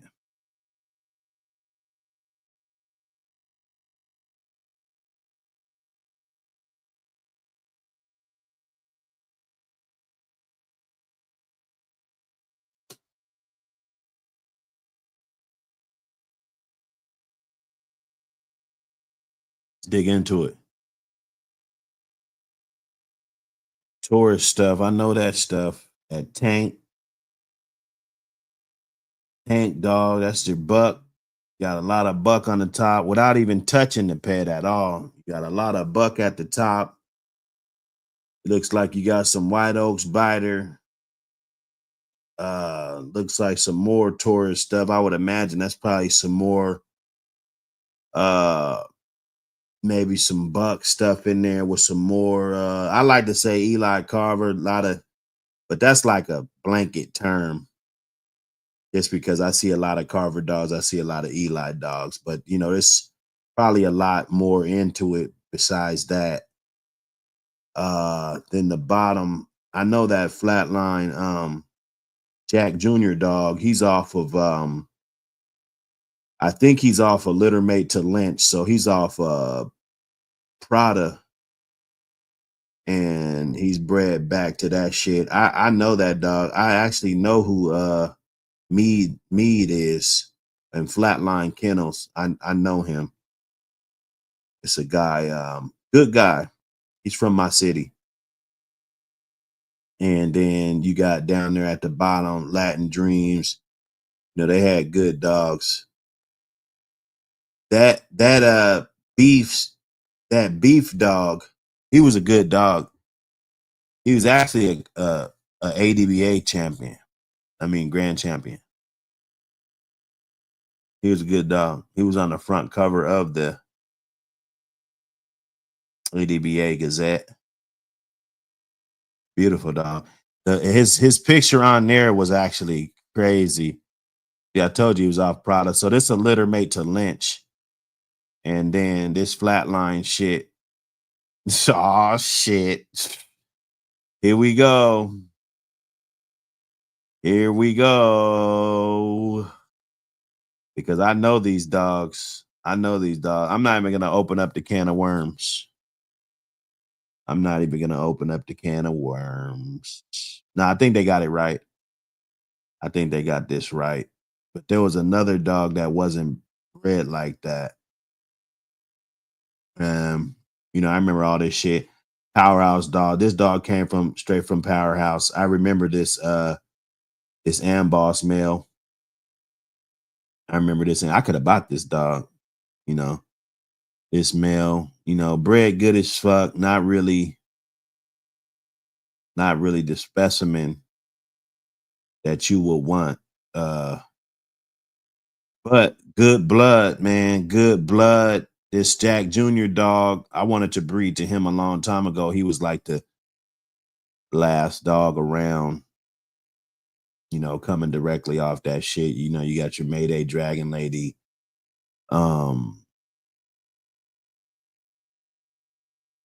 That Fugitivo dog, you know, those are all lady dog litter mates and stuff. You got the oodles. I was going I had action at actually buying this bitch a long time ago too. She was like 7 years old. It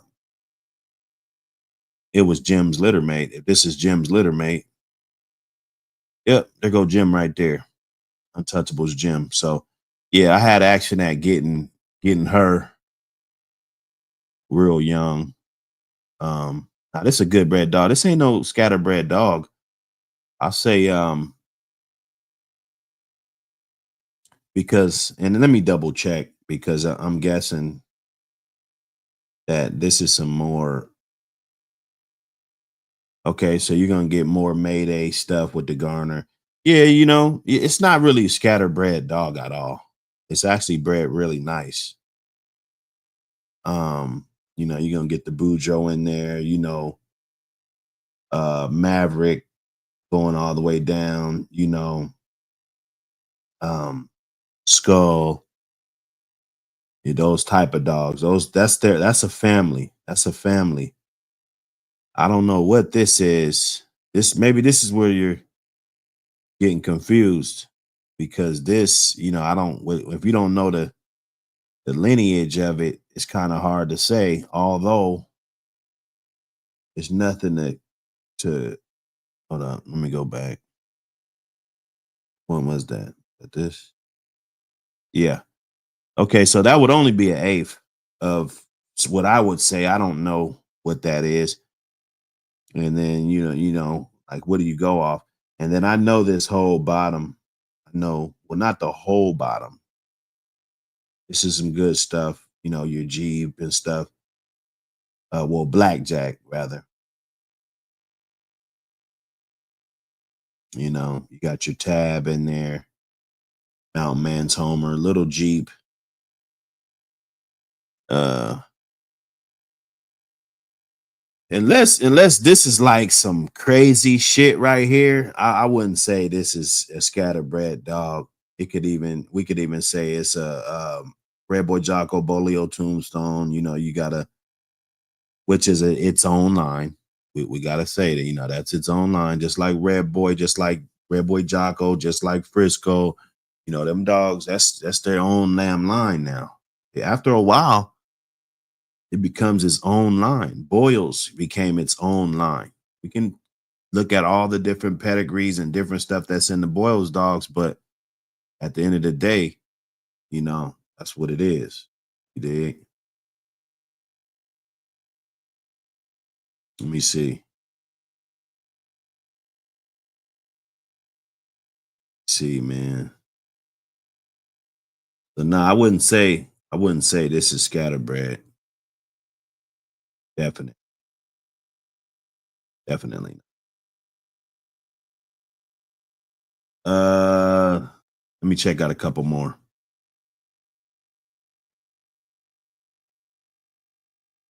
Check out a couple more.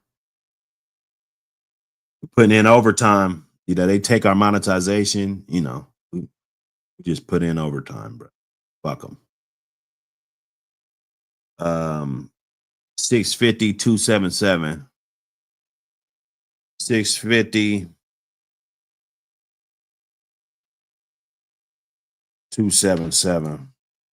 Mm-hmm.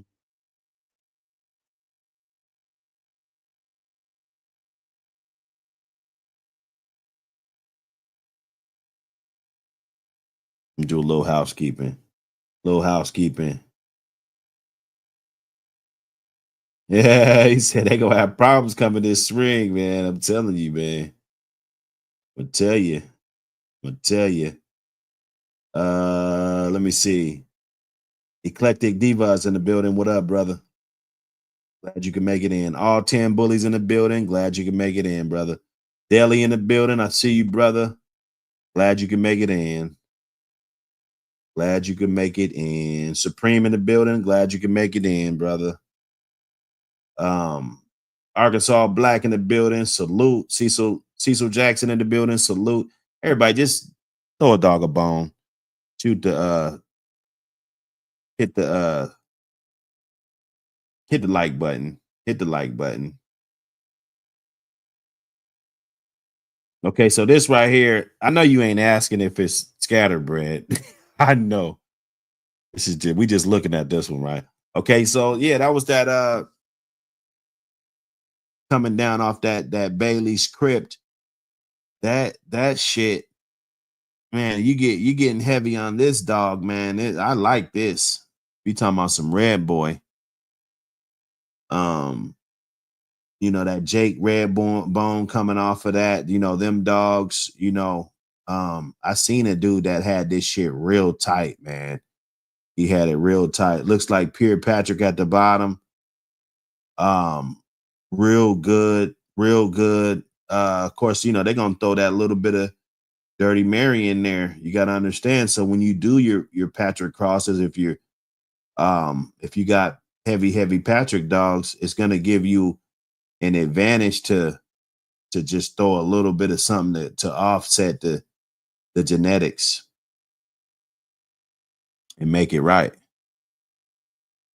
Purity's cool, but having good dogs is even better. Hold up. Hold up. Okay, so that's that. And then you got this game line and this TNCs. All of this stuff is just gonna be more Red Boy. More Red Boy. Okay. Um Madeline, little Madeline. No, that's Melody. So yeah, you got some Klaus dogs. A lot of Klaus dogs. Red boy Klaus. You very rarely see this combo.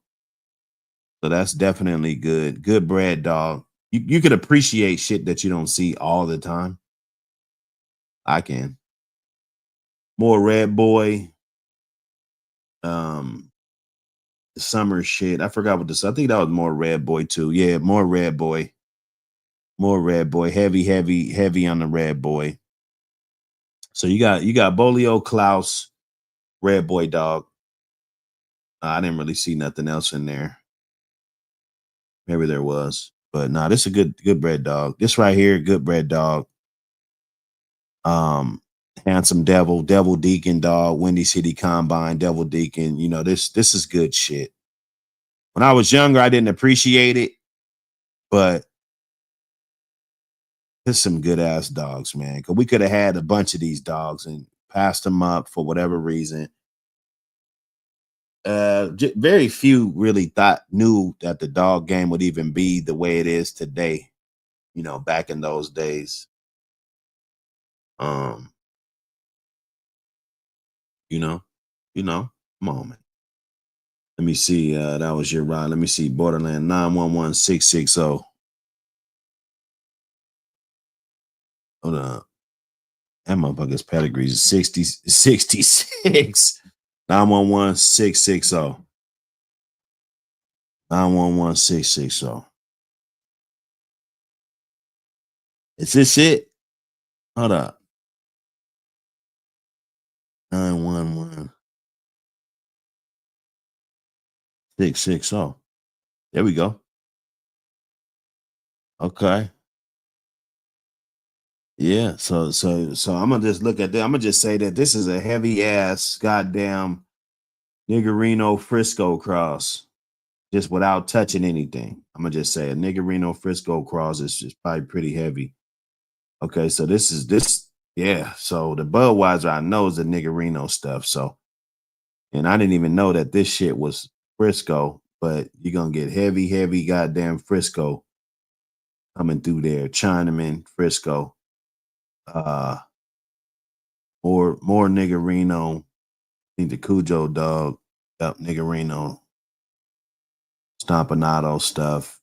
Stuff's bread good. Bread good. Damn, that's a good looking one right there. Samurai. That's a good looking dog. Oh. Nah, it's a good one, man. You know, that's a big picture. They let you upload the big ones, huh?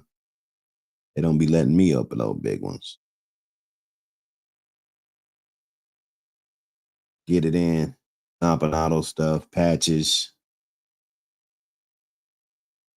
bully stun stuff back there. You gotta keep that Arch Missy. Gotta keep that. That's a good bred dog. What I could see. I see a good bred dog. Let me see. Lot Boy 699 536 699 536.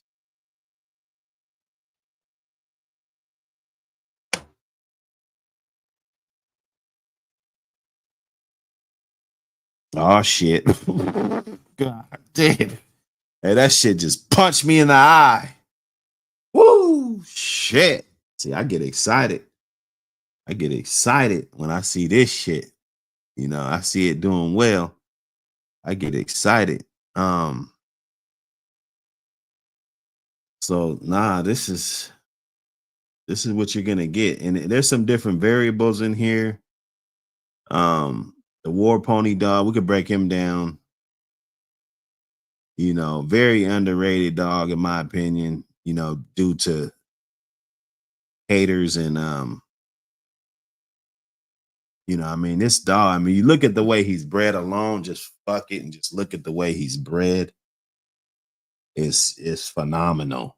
You just can't get that many dogs without detouring from bloodline to bloodline. You got plenty of deadlift back there. You got plenty of Hollingsworth, Dolly, uh, Dragon Lady, Mayday galore. Okay. So you know what he is, with a heavy influence of Barracuda. Second generation, every dog off of Mayday. No exceptions. Every dog in the second generation of this dog is directly off of Mayday. So if you like that blood, you got 4 different shots at getting that shit. Lady Dog's gonna give you Mayday back to his littermate sister, so that'll get a double shot of that, right?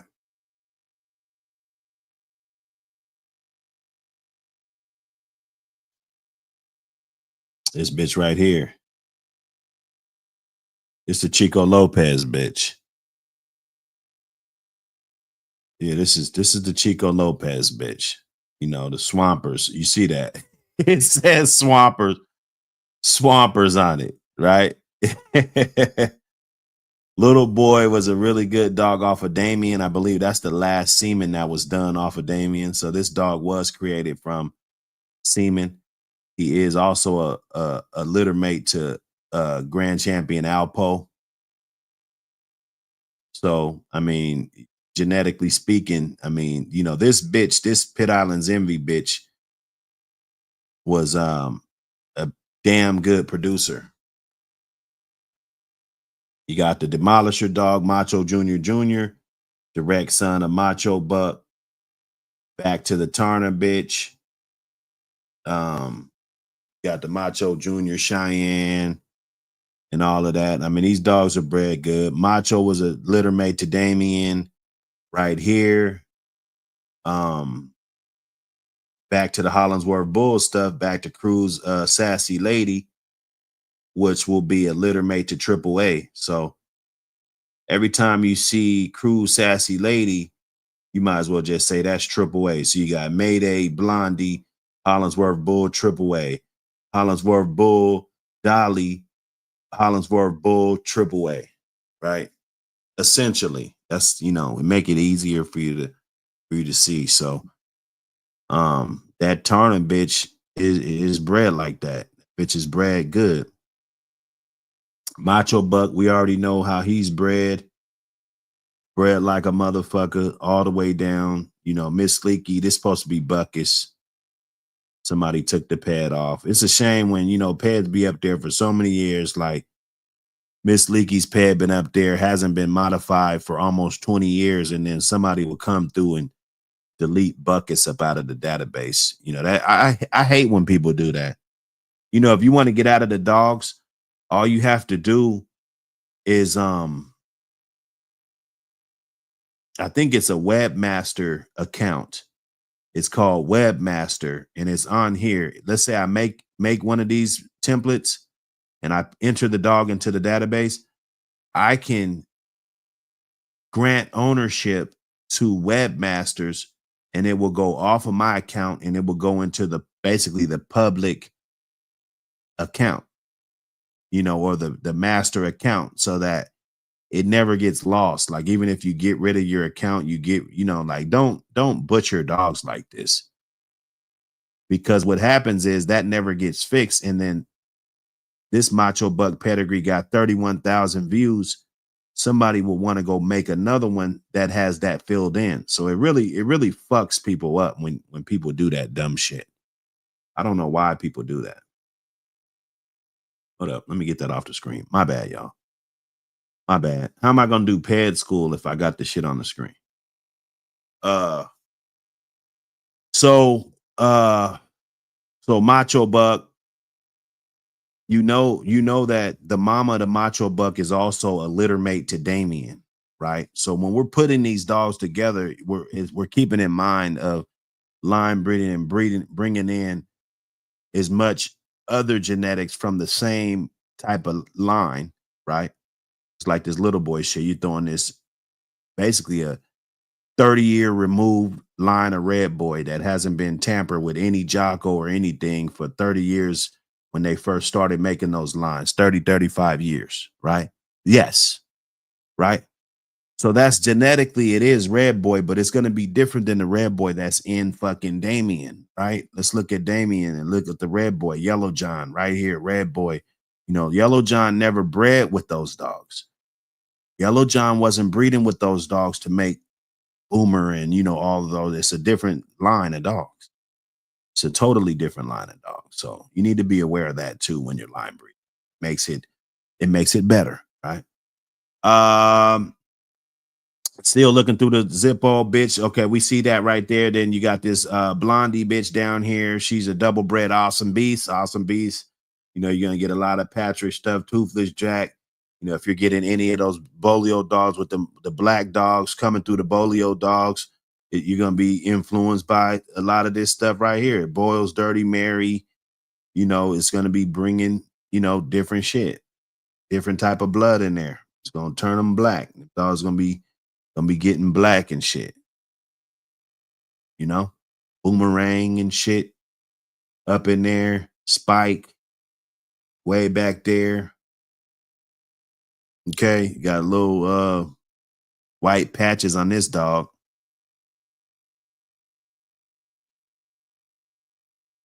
He's a red, Spike's a red dog.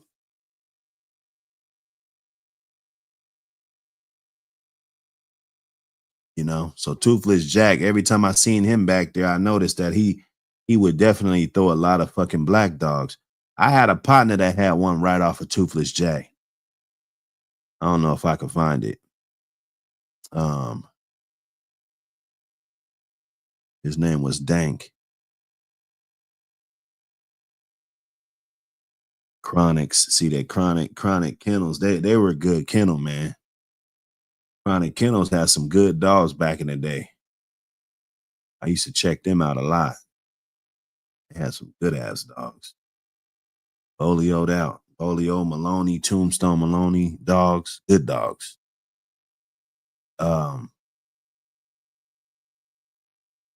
Yeah. So and then yeah, you know, I mean, I really like that bottom half of War Pony right there. We could talk about Kid Rock. We were just talking about all those Bolio dogs, those Pachamac dogs crossed up with those crab dogs. We were already talking about that. You got your Screaming Demon in here. It's gonna give you a lot of that shit, that Devil Deacon. All of that dog. You got Mayday dogs back there too. You got to understand that the Screaming Demon dogs got a lot of Mayday influence in them also, right? You're gonna get your Red Boy Jeep. You got that Wrangler dog right there. Coming, you know, Red Boy Jocko. A lot of Red Boy Jocko coming in there. You got your Jeep, Finley Bow, heavy on the Jeep coming up through there. I mean, you could kind of say that Screaming Demon is more like a scatterbred dog, in my opinion, than most dogs that we talk about. Arc LA stuff, they go way back there. The Lunsford shit, more Jeep, different type of stuff. Let me see. I know he's got some White's blood in here too somewhere. I know he's got some white blood in him too. I don't see it right this second. All these dogs, Otis Honey Bunch, Finley Bow Honey Bunch, Rascal Jr. You know, he's got a lot of different little lines in him. Those are,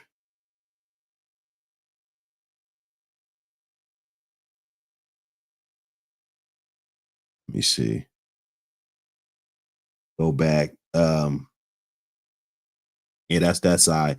Then I mean, we already went through all of this, and I told you, even with those Bolio dogs that you like, you know, this is the Macho Crab dog coming down a bunch, you know, a bunch of that shit. That's 3/4 of a crab dog, pretty much. And then you got the Invicto coming in there. They crossing it with the Bujo shit, taking that shit, crossing with the Bujo shit, putting it in their line, that 357 dog, right off of that Badger dog. Okay, Miss Skull and Badger, 357 dog, breed to that Bujo 49 dog, that Reno 64. These are good dogs. And they cross them back up with the Grab fucking Invicto shit, you know? So that's that right there. As far as Kid Rock goes, bottom half, you got your Michael Myers, daughter of Michael Myers. Back to some more Invicto. I mean, some more Screaming Demon shit. This bitch is doubled up on the Screaming Demon. You know, the May Lou was a really good producer right off of Soldier.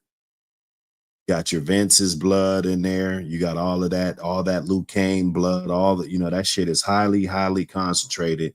Natural Born, Vincent, Barrett's, all there go Barrett down there, Vincent, Natural Born, all those guys.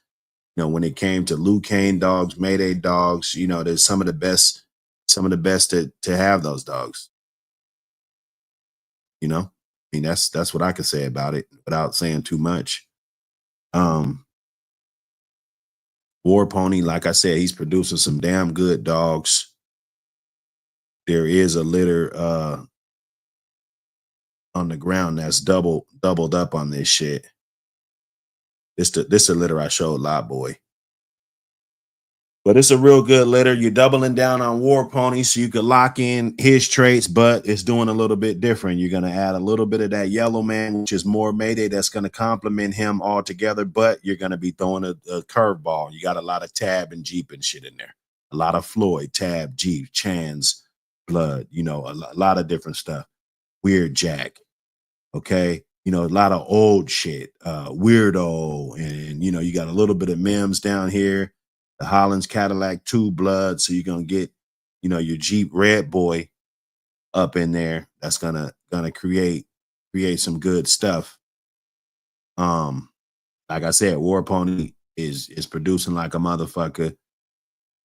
These two, shit, we wouldn't let them go for the world.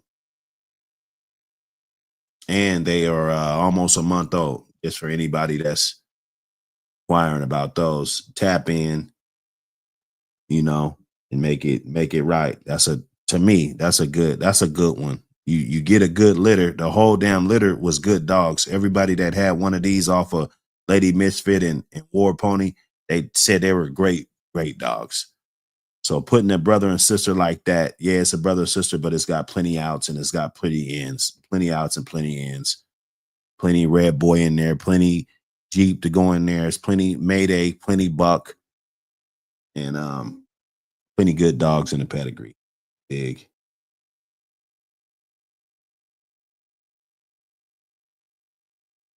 He said Flatline back in the day had good Bujo dogs. I don't know. I think that's a different Flatline. That Flatline right there is for sure a different Flatline than I saw. The guy that I know, he didn't really fuck with those Bujo dogs like that.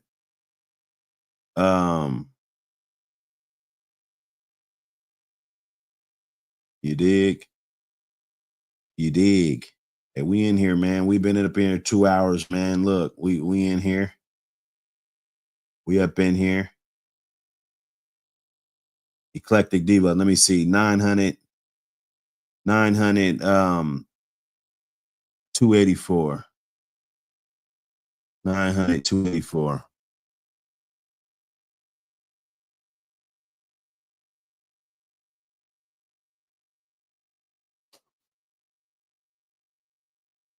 That's a good looking dog right there.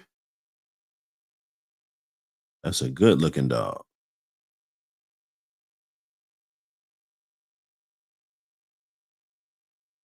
Good looker. Good looker. Hey, hit that like button. I know there's some outstanding like. I don't want to check. Please just make it make sense. Make it make sense. Make it make sense, y'all. Make it make sense. Give me 2 seconds.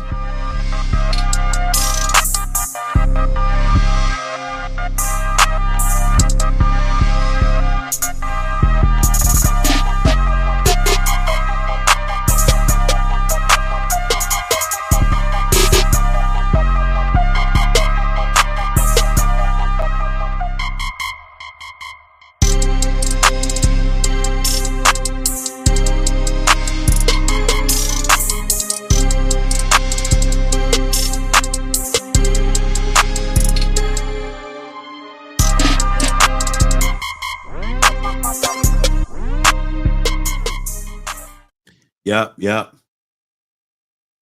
Appreciate everybody for pulling up. You know how we do. You know how we do. How we do.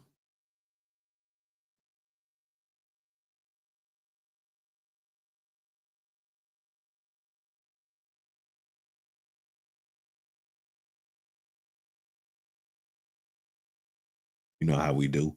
Let's get to it. Let's get to it. That Black Mama stuff. I like that. I like that Black Mama stuff. I do.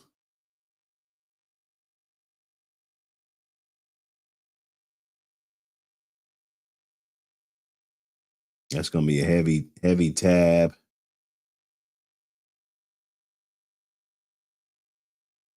Weirdo, all them dogs. Rockamo dog. I remember that dog. Rufus.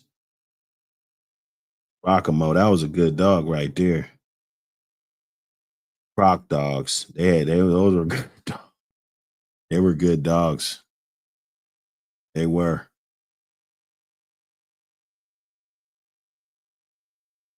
Let me get to this call. Get to this call. Give me a second. Yo.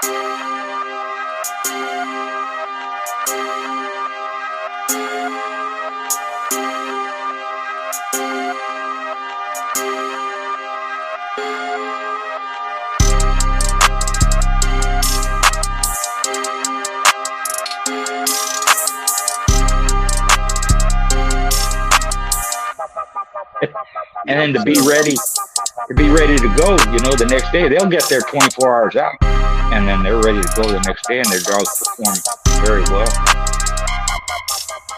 Different altitudes, different atmosphere, different weather conditions, you know. Right. Dogs are durable. It's just a matter of learning how to do that, you know, which that takes practice.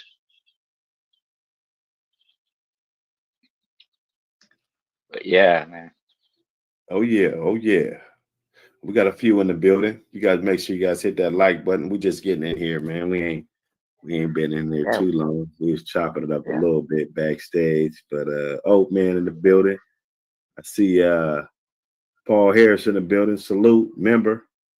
Hey, you guys notice I got a lot of them videos private, and then there's some members only joints. You know, I say that the 99 all the way down to about 40 is probably either members only or something like that. So salute to all the members.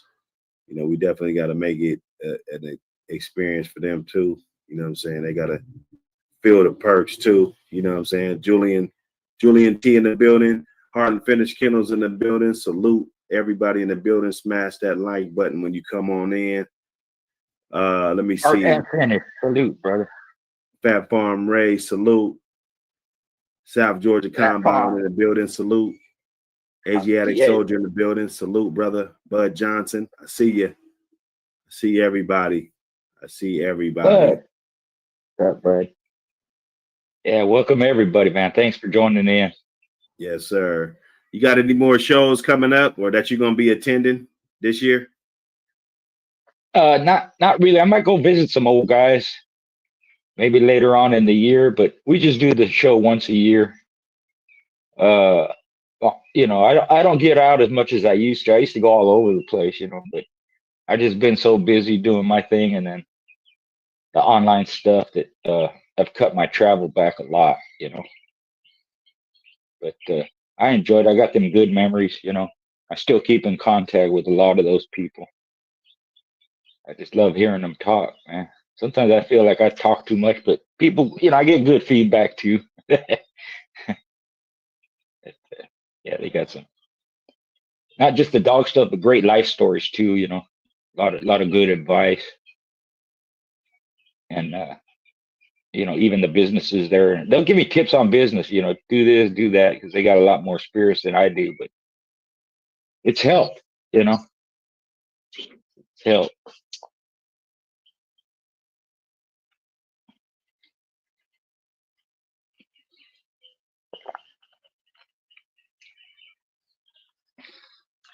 But yeah, man, there's so much to the breed and so many ways to be involved. Even now, you know, the way things are, all kinds of stuff you can do. So I encourage everybody get out there and not else exercise your dogs. You know, spend time with them. If you have family, it's a great way to your family with your dogs. You know, that bonding not just with the dog but with your family too. If you got kids, you know.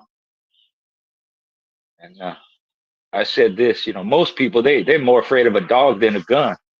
So if you got a dog around, you know, around your house, in your house, where you go somewhere, maybe you go traveling or something, you know, you got a dog with you, you're less likely to run into in a problem just because of the way people are with dogs. You know, it's a good deterrent and companionship. A lot of guys that are single, or even women that are single, they take their dog with them wherever they go. You know, always got somebody Nah, to they're the talk to. most loyal companions ever. You know, That's true. No, they that was are. You're right. my dogs was like my crew. You know, like maybe I used to run with a little crew. You know, people. You know, you got a little crew you run with. You know, and then as you get older, you become more family and orientated, and it's just you and your dogs and your family a lot of the time. Yeah. So they definitely companions, the best friends you can have. Yeah. No, that's true. Whatever dog it is, you know, and my dogs influence all my kids, grandkids, nieces, nephews, neighbors, like that. It makes them want to be involved with the dog. You know, sometimes it's pit bull, sometimes it's just a mutt, sometimes it's a different breed. but that influence carried to their adult life, and then when they have kids, it becomes part of their family. You know, Right. they always asking me for advice or do some, if they need their shots or something like that. So I still get out there, even within my own little family circle, get out there and help. You know. Bang that like button, y'all. Bang that like button. We in here. We in here. Yeah. Welcome, Yes, everybody. sir. So we got any topics today, or? Oh no, we just chopping it up. You know what I'm saying? Okay. Yeah. It's always Good. about the breed, whatever topic comes to mind. I mean, I feel like if I make topics, sometimes I do, but if I make them, it's more repetitive than organic. You know what I'm saying? I'm waiting on somebody in the chat, I like that. you know what I'm saying? Something to kind of spark something up. Because I mean, we done talked about every topic. Yeah. Let's be honest. No, I like that aspect. I like how you do that because it's on the fly. Even when I do my interviews, I really don't have questions prepared questions. We just on the fly, and it gets people to. They might talk about something that they hadn't thought about in a while, or one thing will lead to another subject that we're talking about. I start them out. If they're new, first interview, I start them out kind of the same way. How'd you get involved? Like that. But then from there, it just goes whichever direction it goes. Kind of on the fly. I like it. I think it was yesterday. Bonner Monsters. He was running his dogs on there. You know what I'm saying? I mean, he had them running through the park, through the woods and stuff. Wherever he was at, and he talking about he getting 6 miles in and stuff. With the dog running, jogging. Yeah, I mean that's impressive right there. I tell you. Yes, sir. Yes, I can't say that I was doing that. I was getting up to 11, 12 miles, here and there, on a bike, you know what I'm saying? But yeah, I mean, I guess bike is good exercise too, but some would argue, if you ran 6 miles on a bike, I mean, if you did 6 miles on a bike and 6 miles jogging, I mean, it's definitely going to be way harder jogging, right? Yeah. Harder on the person, Depending on what you're doing. I mean, if you're going uphill, of course, the bike might be harder, Yeah, that's true. So, yeah. Yeah. I mean, there's different aspects to it. Yeah. And it's good for you. Yeah, and the bike exercise, it is good. I just did it that way because I can't run I can do maybe 5 miles peak, in my best in my younger days, but any more than that, it'd be hard for me to do it. But one thing too, when you're out there with your dog running like that, whether you're running with them or on a bike, they help you move along. You can run a lot more with a dog than you can just by yourself because they help you along. Sometimes they pull, or even if it's just the inspiration to keep going and keep going, they just, you don't get as tired. And if a dog pulls, or you slow down and he wants to go faster, he's going to make you go faster. And you just go along with it. And since you're focused on the dog pretty much, it takes your mind off of thinking about, well, I'm tired, or how far do we got to go, or anything like that. It's almost like you're in what's that word? You're in a matrix. I don't know if that's the word, but you're oblivious to everything around you because you're so focused on what you're doing and with your dog that you don't really think about it. You ain't got time to get tired or even think about it. So in that respect, they help a lot, man. Yeah, Hard and Finished Kennel said he can't leave the yard without coming back with a few ticks. Man, So, what are we doing? What are we doing for these ticks? What are we doing for ticks? I don't get them in my area, where I've had, personally keeping my dogs. I'm up in the greater Northwest area. So, and then I guess you just got to be really out there in the woods to really get them. But you know, if it's a problem, because if it keeps happening, if it's just like an infestation of them, I mean, I would imagine that could be problematic. You know, to your dog, Lyme disease, all kind of stuff. So, what are y'all doing? You know, you guys keeping that vegetation trimmed, the yard trimmed. You know, they thrive in tall grass and dense vegetation.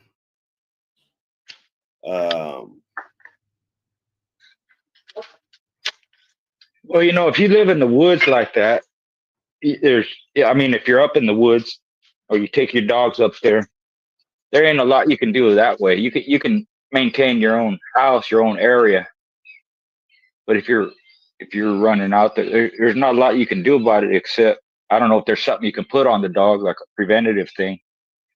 But it's just a matter of checking them, make sure that they don't have them when you come back. Okay. You just go through it. It'd be like even like a rub down. You know, you work your dog and you rub them down or something. You know, it would just be part of the maintenance. Make sure they don't have it on them. Right. But Okay. in my house, you know, I use Seven Dust on my dog, and it kept them pretty clean. You know, they have other stuff now. They probably even have some organic stuff. Maybe the Right. diatomaceous dirt or whatever that stuff's called. They use that for a lot of different things. You know.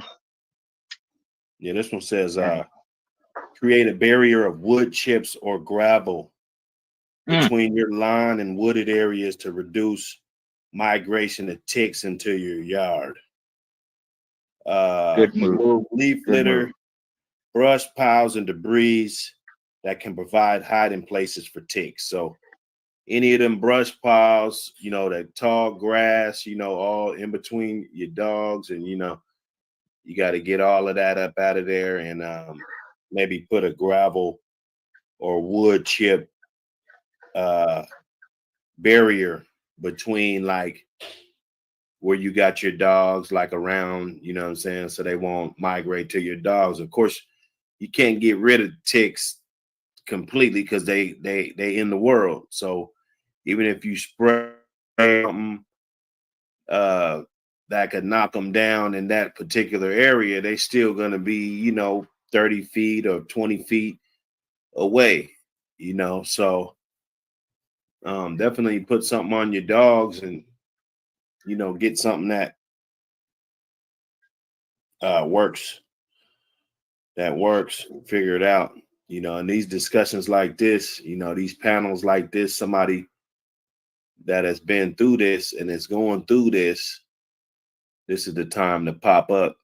This is where the help comes in at, you know, because hey, I ain't gonna make a video. I will now that I see, you know, somebody mentioned it, Yeah, but there you go. you know, you That's the gotta make inspiration. on point. Borderland Kennels, salute, brother. Mike, Dan, Gino, Fat Farm Ray, Paris Jackson, Tony.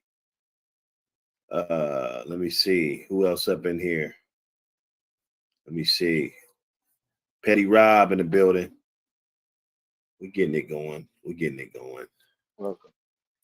Yeah, cedar chips are a good deterrent for bugs. You know, that's why people Yeah. use it. I know people that put it inside the house and underneath the house. And Howard Heinzel, he smoked cigars every day, kind of like George Burns. You know, they smoked 10, 12 cigars a day. Mm. And he would take those stubs, save them, and then he would put them under the dog houses. It keeps bugs away, keeps ants away, keeps black widows away. They would just feel, if you lifted his house, it'd be nothing but stogie stubs, you know. It just the Right. tobacco, you know, the tobacco dust chokes them, you know. So it's just an innovation that you're using a resource that you already have. He didn't have to go and buy stuff, you know. He just used that, and then it was readily available. And then he just had to. Well, he lived in Arizona, so a lot of times they don't even put bedding inside. You know, it doesn't get cold enough for them, so they don't move around on that surface and get sores and lose hair and stuff. You know, his dogs were clean; they were healthy. I mean, Right, that's the right, right. healthiest guard I've seen back in the day. Garner'S Monsters, what up, brother? Hey, Buck. Hey, schoolboy. I figured I What's was happening? I was Oh just about shit, to what's going on? Wait, what's going on here? I see something do. going on. I was just about to do a little training session. If you guys want, if you guys didn't mind me popping up, Oh yeah, now we all here for it. I'll be right Nice. back and get the food from inside. Nice. Yes, sir. He's good, man. He's good. Yeah, nah, being active, man, with these dogs, doing stuff with them. We showing like, look at we ain't doing nothing illegal right now. Okay. You know, we're doing this is positive. Let's go support. Yep. Yes.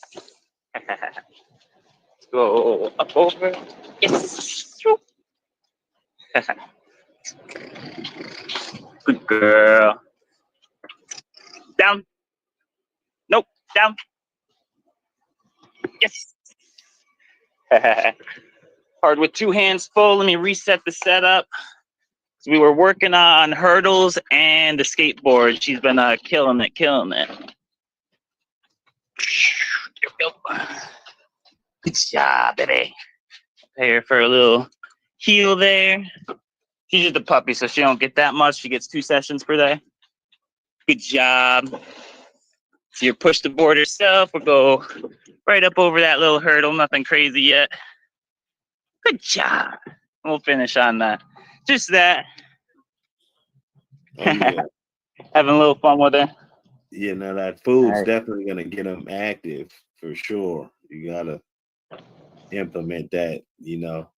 Good job. Might be a good No. way to get them on that about 3-4 males at the time. So Day wasn't the top male, he was the bottom male. He wasn't the top male at all. You know, there was a couple males on top of him, 2-3 males above him, but just that day, you know, he proved to me, you know, because his ass probably was out there 50 fucking minutes. I don't know. You know, them motherfuckers, before my brother saw him fighting, and then it took me, I'm telling you, it took me at least 20 minutes to get there. You know, I mean, once I got there, yeah, we got him loose and shit. And this motherfucker screaming. I'm thinking I'm gonna have a ruined dog because Freeway just a big motherfucker, and he just don't play that, you know. But that's the situation. Now you could turn that shit any kind of way you want to flip it, but you know, if a dog goes through that, and you know, is against all odds and shit, and not supposed to make it out, and it doesn't have to get that deep, but you know, that's how you know if it's a bulldog. It's not just because he chewed on a fucking hide or some shit, you know, or you know, got into a little scrape when he was fucking 4 months old or some shit. You know what I'm saying? So that's just an example. I hope I answered that for you, my brother. There you go. No, you did that. Good Perfect example. Yeah. Like that. Just that no quit attitude, you know. Hey, Right. Buck, you said the male dogs are your best friends, right? Well, man, females, males, whatever. I mean, dogs is my best friend anyway. You said what? Like the difference between like the male dogs and the females. I look at the male dogs more as best friends, and then I look at the females like, yeah, they your best friends, but they kind of different then. Like, cause all my male dogs, they was really my best friends, like my best buddies. But the female dogs, them was the ones that was, you know, giving me, you know, satisfaction to say the least. I don't know, because I mean, people will tell you about me. I always love female dogs, always. Okay. You know, like if you know, like over time. I mean, you realize the importance of a male and the advantage of having one. But I always liked a female, and I would always want to breed my male, you know, if I could. You know, of course, if it's a dog out there, he's producing like a motherfucker. If I can get my hands on him, I told you I'll do it, you know. But if in a perfect world, I would have females. Even if I started a yard, let's say I started a yard, somebody gave me, I could get 4 puppies. I would get 4 females, and then I would breed those females to the best dogs that I felt were the best dogs and the best breeding for that breeding. And then when you start seeing me with males, it'll be off of that. You feel me? So, you know, I mean, everybody's different. That's the beauty of this shit. You know, everybody gonna do it different, you know, but that's what I'm gonna do. Like I said, puppies, so it ain't guaranteed. If I can go get 4 adults, yeah, it'd be a male in there, maybe 2 males. You know, if they adults and I already know what it is, but if I'm just taking my chances, you know, out of these 4 puppies, maybe only one of them might work out. You got to understand that. And the reason why a lot of people's yard is better than others is because some people, you know, yeah, you both might got 4 dogs, but you probably went through 5 dogs to get your 4. He probably went through 17 to get his 4. Whose yard do you think is better? You see what I'm saying? So that's what I be saying about that bag and that networking. Yeah, if you could network and not have to spend the bag, great. But you're gonna have to go through dogs to understand traits. You know what I'm saying? You gotta go. You can't just have 2 dogs and just know traits and shit. Oh yeah, I know traits. I know what to breed. I know it don't work like that. You know, you gotta at least go do some shit. You gotta at least raise a dog up 5 years from a puppy. You know, that's the very minimum. I think to even get your badge, you should be able to raise a dog to at least 10 from a puppy. That's a badge, you know. So this shit, man, it's rough, man. Shit I is couldn't rough, breed for man. years. Okay. Yeah, I couldn't breed. The circle I was in, you couldn't breed that shit. What? For what? You feel me? For what? What are you breeding that shit for? They'll be on your ass. And don't try to get on Pedigree Online with that shit. They'll be on your ass, brother. Today it's like the free world. It's different. You know, and it's hard to explain, but it's the free world, bro. I'm not saying it's worse. I'm not saying it's better. You know, No, if you know, you know. If you know, you know. You definitely Yeah, right. before I came on here, I did an interview. It's the second interview I did with Tim Gibson, and he kind of goes over exactly what you're talking right here, you know. And so it'll be up later today or tomorrow or something like that. But check it out. And touching on that, you know, breeding takes planning, and you have to have a reason for everything you do. Why are you keeping that dog? Why would you breed that dog? How are you going to breed them? So you have to pre-plan everything, how you raise them, all that. But that doesn't mean that plan's going to play out like you think. It may go in a different direction, or whatever you plan on using may not work out. So now you have to use something else. So there's a lot to it, you know. But if you have yourself set up, especially when you're making your breedings, you should have a good reason to make a breeding, not just breed dogs because you want to have a bunch of dogs, or not just breed dogs because of what their pedigree says. You know, in his case, in my case, if we bred 1 litter a year, that was a lot. And there's times where you go a year, you don't make a breeding that year. And another year, you might make 2 breedings. And the way the reason I use that example is because we used them for a specific purpose. So we only made breedings when we needed them, and we only kept as many dogs as we could afford to. And it wasn't. And when you do that, you know, you're going to be more selective. and you're going to keep the best ones. Whereas if you have a whole ton of dogs, you start to get into this vicious circle where you're just breeding dogs. And if you have that many, you can't keep all of them anyways. So it's like shooting yourself in the foot. You're defeating your own purpose. You have all these breedings, whether it's 2, 3, 4 at a time or whatever it is, constantly making breedings. You can't keep them all. So you may be letting ones that serve your purpose, but you don't have them available. But if you're smart, you have people you trust, you can put them here and there. But like I said, you start getting into this circle where you're just breeding dogs and not keeping them. You can't keep track of all of them and all that. It's not the way to success, in my opinion. You won't know who's producing and who's not. No way to find out. And then you're going to have some, you have so many, there's some that are going to miss out. There's some that you didn't breed and maybe you should have. There's something that you could have used for something, but you didn't. They get passed over because you're focusing on this one or that one or whatever. That just happens. So. Yeah, no, that was a good question. I forgot who that was, but that was a great damn question. That was all right.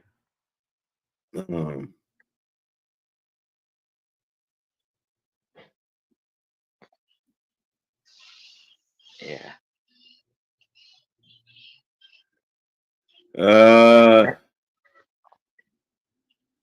He said, but question, if you had gotten home and he was loose and the other dog still on the chain, would you have felt the same way? Yeah, man, Freeway, I'm telling you, Freeway, I had a yard accident with Freeway and his half brother. Because I had this dog named Terminator, and they were half brothers. And Terminator was a bad motherfucker, man. I'm telling you. And I didn't know much about Freeway. I just got Freeway. So I was living out in the outskirts. You know, I had my few dogs at the family's house in the back. You know, I had about 3 over there. You know, I had a couple kennels. You know, I lived on the outskirts. And so I was just like, fuck it. You know, let me bring Freeway to the hood and just to walk him around and, you know what I'm saying, take him to my partner's house and let him see him. You know, it was a big thing. We get these dogs, like social media these days. Both of these dogs I'm talking about, I never saw them before I picked them up at the airport, bro. He didn't send me a picture of, can I see a picture of him? No, fuck no. You know what I'm saying? So this was like a big deal. And one day I was in the backyard fucking around. It was time for me to leave. And I took Freeway up out the thing. And I noticed, you know, he was acting a little different. You know what I'm saying? He had been in that kennel all day. His brother over there across the yard and shit. You know what I'm saying? So, matter of fact, Terminator was the one I brought to the hood. So I'm taking Terminator back because I had to socialize this Terminator dog. You know, he tried to bite me one day, you know what I'm saying? I told a story about this. This motherfucker ripped my pants and shit. So I'm trying to socialize this dog so he wouldn't be so nippy. I knew he didn't really want to do that shit, but he was just, you could just tell, man, he was a different animal, man. You know what I'm saying? So Terminator ended up getting his whole fucking muzzle ripped off, like literally, you know, whole muzzle ripped the fuck off, you know, like a motherfucker put it in a bandsaw or some shit. You know what I'm saying? So Freeway, even if he was still on the chain or whatever, he wasn't to be fucked with, bro. You know what I'm saying? And for Day-Day's ass to even go over there, you know what I'm saying? Like, because I'm on the phone, bro. Like, I ain't seeing the shit happening. I'm on the fucking phone. I'm screaming and, you know, trying to hit right away. You know, I don't want to stay at the light. And, you know, I'm thinking there's another way. You go this way, cars in the way. You know, I'm doing everything I can to get to the fucking house, bro. Because for one, the police and shit, you know how they do. They're not gonna cut me no type of slack. I'm telling you, this story is genuine, you know, but they're not gonna cut me any fucking slack, bro. You know what I'm saying? These dogs they killers, in you know, in the eyes of the goddamn public, you know. So just getting up there, man. I was just happy that Day Day was still alive. Really, I knew Freeway would be fine, you know. But I was just happy Day Day's ass was alive. Honestly, I wasn't smashing back to the house for Freeway. I was smashing back to the house for him. So the fact that he was still in there, just doing his thing, and the amount of damage he was able to dish out during the unfair is a disadvantage for both of them. You know, let's be honest. You know, but nah, I wouldn't feel no different, man. That motherfucker shit. The damn dog was a bulldog. You know, that's just one instance. You know, and you know, hey man, you know these dogs. We love these dogs. I can I can tell a story kind of along those similar lines, but opposite. Mm-hmm. I was taking care of 2 dogs for other dog man, and I was young. The hookups I had weren't very good. Both of them got loose, and it was during the night because I didn't find out till the next morning. When I went out there the next morning, both of them were busted up, but they were separate. One was on one end of the yard, one was on the other end of the yard. So during that time, both of them quit during the nighttime. One of those dogs went on to become a ROM stud. I ain't gonna say which one, but he did.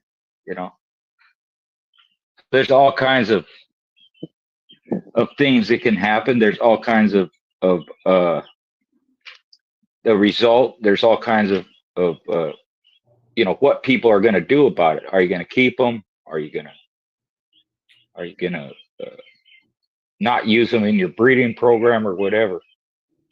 And they were older dogs too, so that could have played a factor. As dogs will change as they get older. That's why you see a lot of these old dogs quitting when in their younger years they didn't.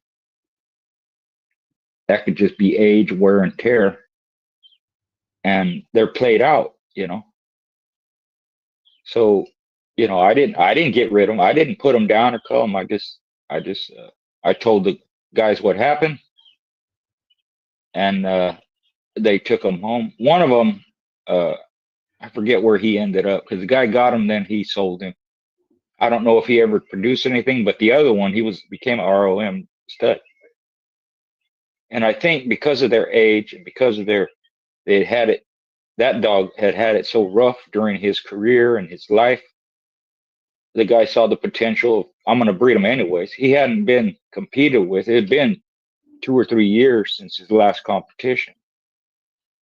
And he showed a lot of heart in that one. So sometimes these decisions people make, you have to really think about them and decide what's best rather than, you know, off the handle, but, you know, reacting emotionally rather than thinking about what's the best situation or the best outcome. He threw some badass dogs, I'm telling you, and game ones too. Yeah. So, Yeah. I just think their age had a lot to do with it, man. They get old. As hard as Bert Soros was on his dogs, and he was hard on them, he eventually came to the conclusion he would tell people, stop rolling them old dogs, man. You're going to have nightmares for forever because you're going to regret what you did, and they're played out and they're old. It'd be like a 70, 80-year-old man getting in a fight. He may have been a badass and a good fighter when he was young, but he's 70 and 80 years old. He might be able to whip some youngsters, but a good, strong, young kid, he might clear that old man out. So it's just some advice, you know. Think about your actions. That's real shit though, man. Look, he said he might turn that old man out, man. Shit. I mean, would you blame the old guy? He's old. I wouldn't blame him. And I look at a lot of fighters that way. But you wouldn't believe how many fighters that are in the Hall of Fame that we consider badass, tough, KO artists, slick, skilled, whatever. During their career, either amateur or professional, or sometimes both, have quit. People that you think and know have a Okay. sturdy, rock hard chin. Uh-oh. You I'm starting telling you. shit, little boy. Well, I'll go way back. Jake LaMotta quit. He's known as a Raging Bull, the Bronx Bull, hardest chin in boxing. He quit. Alexis Arguello, same thing. Tough fighter, dozens of knockouts, championship fights, champion in 3 different weight divisions, fought in 4 different decades or 5 different decades, and he quit. Larry Holmes, I've told this one before, as an amateur in the Olympic trials, he was known as a quitter. And he quit against Dwayne Bobbitt. He stopped fighting, turned around, and walked away during the match. In later, Hey, we on autopilot, you rock. Autopilot. You guys can throw the questions in the chat. I'll pop up, get on them. You know what I'm saying? See what them questions is all about. You dig? But we on autopilot, but we still live and it can still get going. I can still drop the link, all of that. Interactive. Buckcity, reloaded. You dig? Let me say, oh, MK Nitfit in the building. Let me see. Who else is still up in here? I see Prophet Google still in the building. Paul Harris in the building. Yes, a dog man. USA K9 in the building. Snacks B in the motherfucking building. LDBC, my brother. What up? Good to see you, brother. DB and Dave and XL Bully in the building. Salute. Salute everybody. Supreme still in the building. Oat Man in the building. Munity 901. DGK Bulldogs. Cap God in the building. Jake Paul versus Tyson. You know. Kenneth Young still in the building. What up? Stay blessed. You know how we do, man. Hey, who saw that that Notre Dame Penn State? That was a good game. That was a good ass game, boy. And that boy stretching across that goal line. I'm gonna have to get that on the intro. I gotta steal that for an intro, man. That was dope. That boy stretched across that goal line. That's how you get it. That shows determination and will. Dig?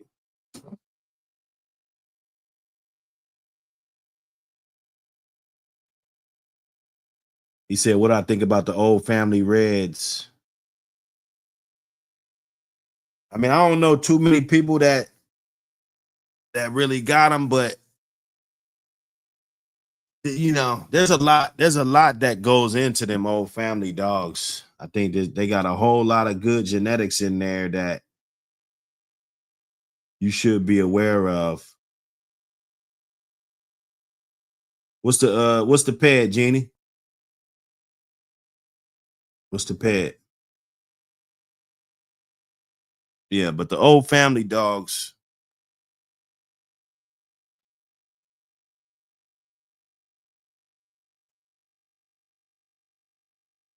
they can bring a lot of good variables, man. They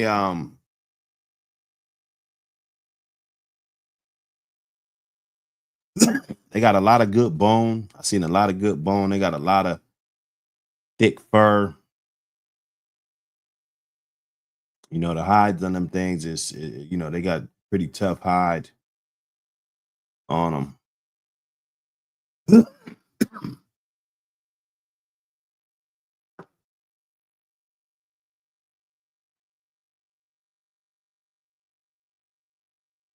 Let me see. Let me check this out. Check this pad out.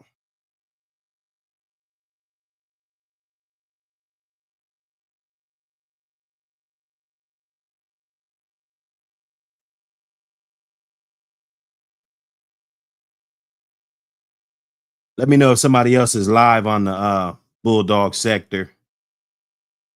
You know, I don't want to be bogarting, although we will bogart.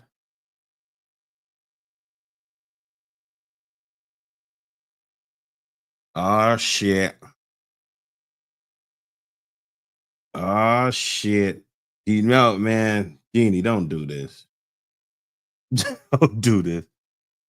Don't do this. See.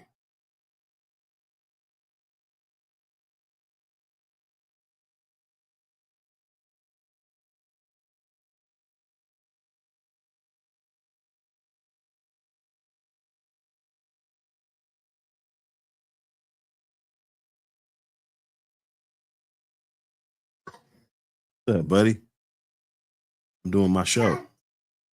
What's up? I can eat robot. Okay. What do I gotta do to get you to leave up out of here?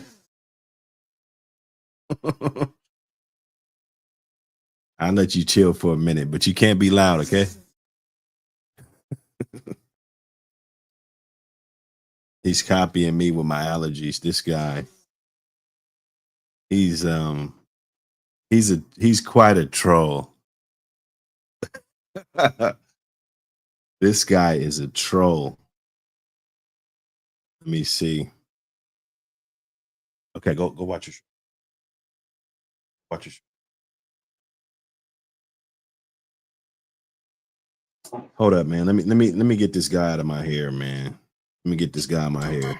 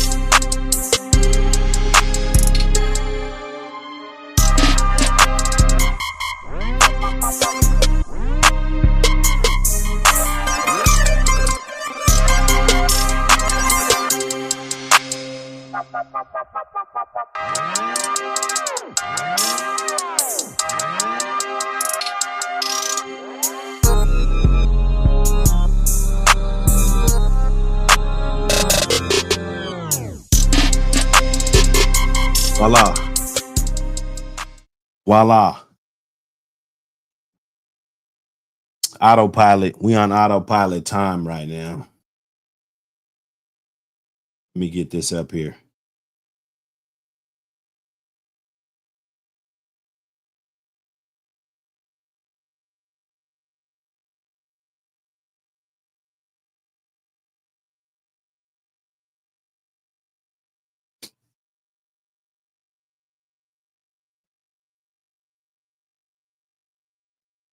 Check this joker out.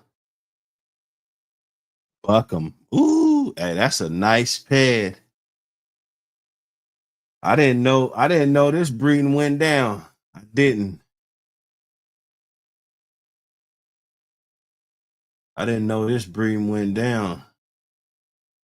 That's a hell of a breeding.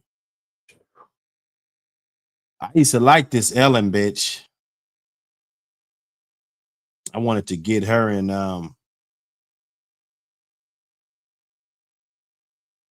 you know, there was some shit I wanted to do with this. Matter of fact, I want to breed her to Manny.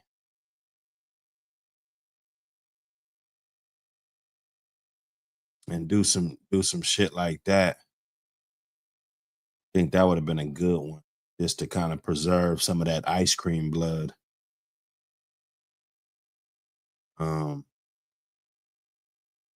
Incredible dog. I also want to get her to breed her back to Mike.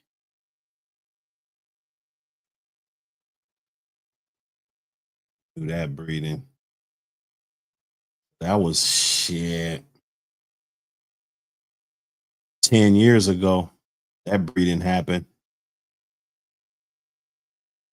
Look at old Mike.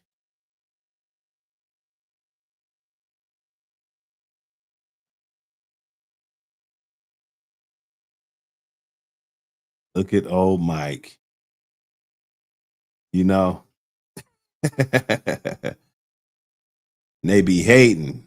They be hating, man. He was out here. See, they wasn't hating back then. Yes, sir.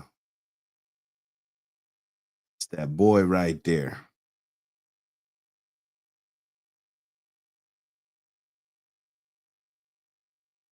Why do I like him? Yeah.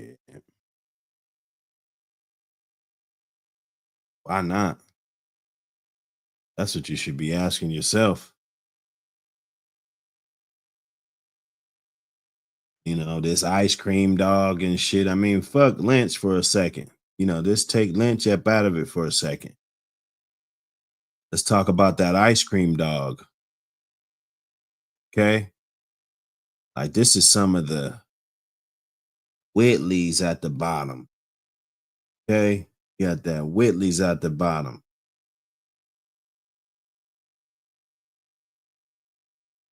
This shit, bumper.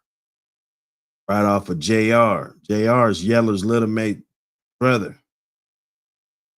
This is Grand Champion Yellow's little mate brother right here. So you're getting it from a whole nother angle, bruh.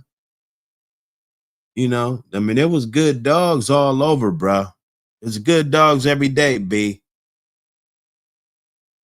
It's good dogs every day, B. You feel me? So, you know, you got to look at some of this. You got to look at some of this and ask yourself, you know, why? It's Apache shit, you know, Apache Jr., Apache shit, the Robinsons, you know, that's the Richardson shit. Okay, so that's what the Fargo comes from. Got a little bit of that Fargo in there.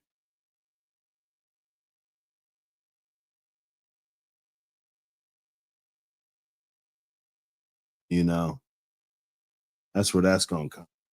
You will get a little turtle buster in there, which is great. Which is great. It solidifies what you're doing. You continue to go on, just like the Medlin's Outlaw that's down in there. This Apache dog, best of Apache, is hardcore. Hardcore Red Boy Jocko.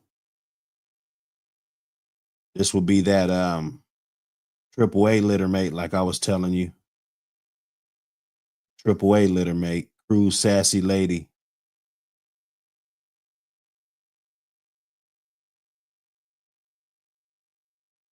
Red Boy Jocko dudes, man. You can be a lot more versatile if you know more of the lines. Spread it out a little bit. They're on different yards.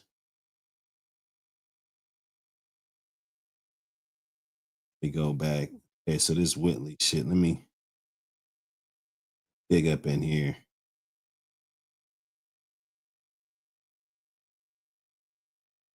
Dig up in here.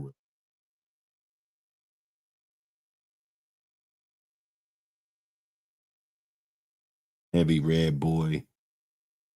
Triple I red. The George's triple I red. That's good blood right there.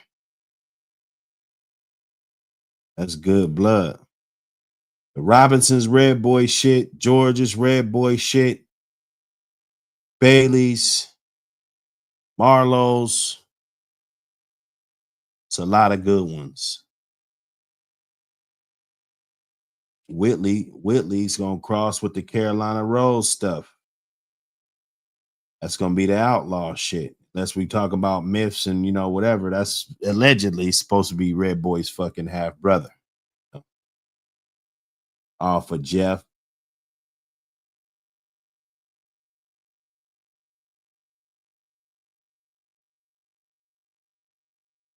You'll get a different variation from these dogs than Red Boy dogs.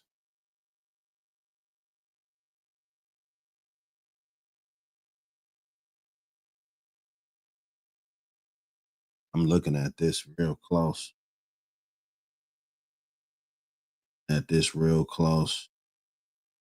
It's down here. It's crazy. More Ice Day, Apache Jr. shit. More of that same type of shit going up in there. Cross to the Barracuda dog with the deadlift back there. Bus up out of here.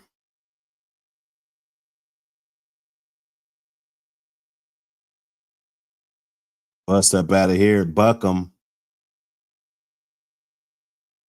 Yeah, I mean, Macho Bear 2. Yeah, he's the modern day Jeep, in my opinion. I mean, we could argue. Or he's the modern day Tab. Fuck it.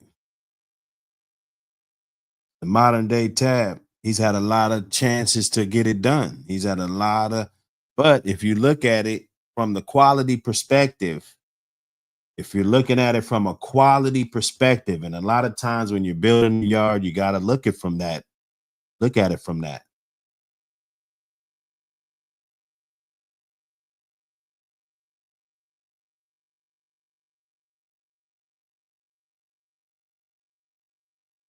There are more A-grade dogs in this pedigree.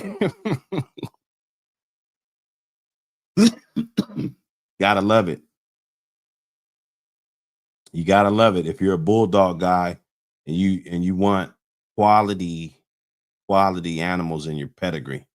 If sometimes that matters to people.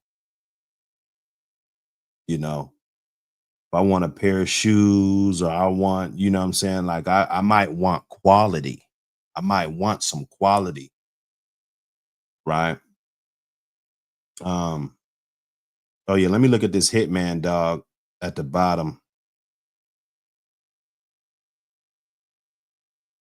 Another good one. He really didn't get his flowers and shit like that. I don't think Hitman really got his flowers like that, but he was bred really good off of Macho Buck's littermate sister. Back to Razor. Okay. Got the T-Stone shit way back here. Some people got the T-Stone shit way in the front.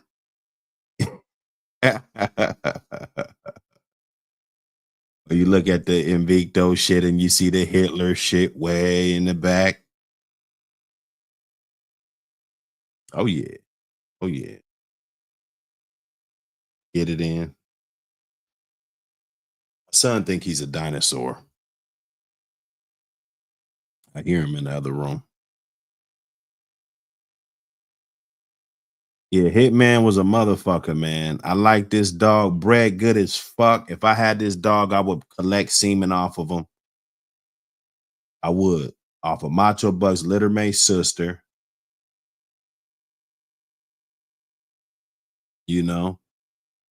And get a picture of your bitch that's not in a kennel with pups.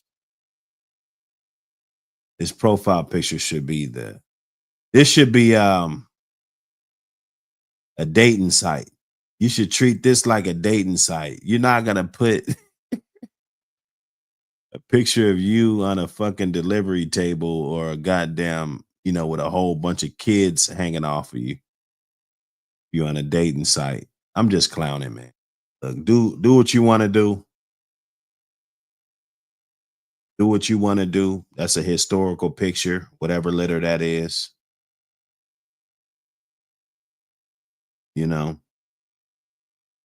I had a partner that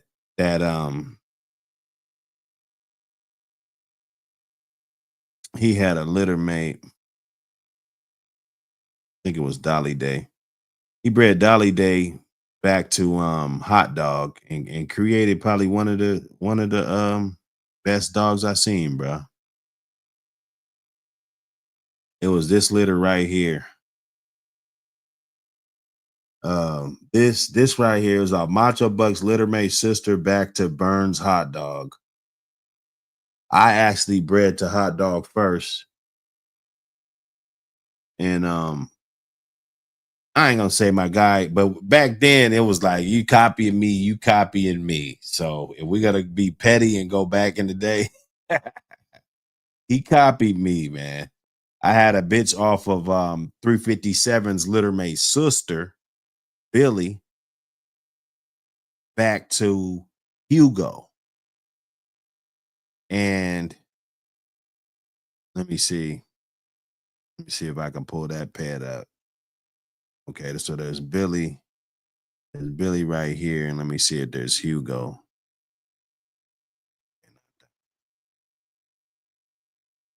He copied me, man. I bred to. At that time, we were on a no-fly zone, so there wasn't no need for us to be breeding same dogs. So it's not on there.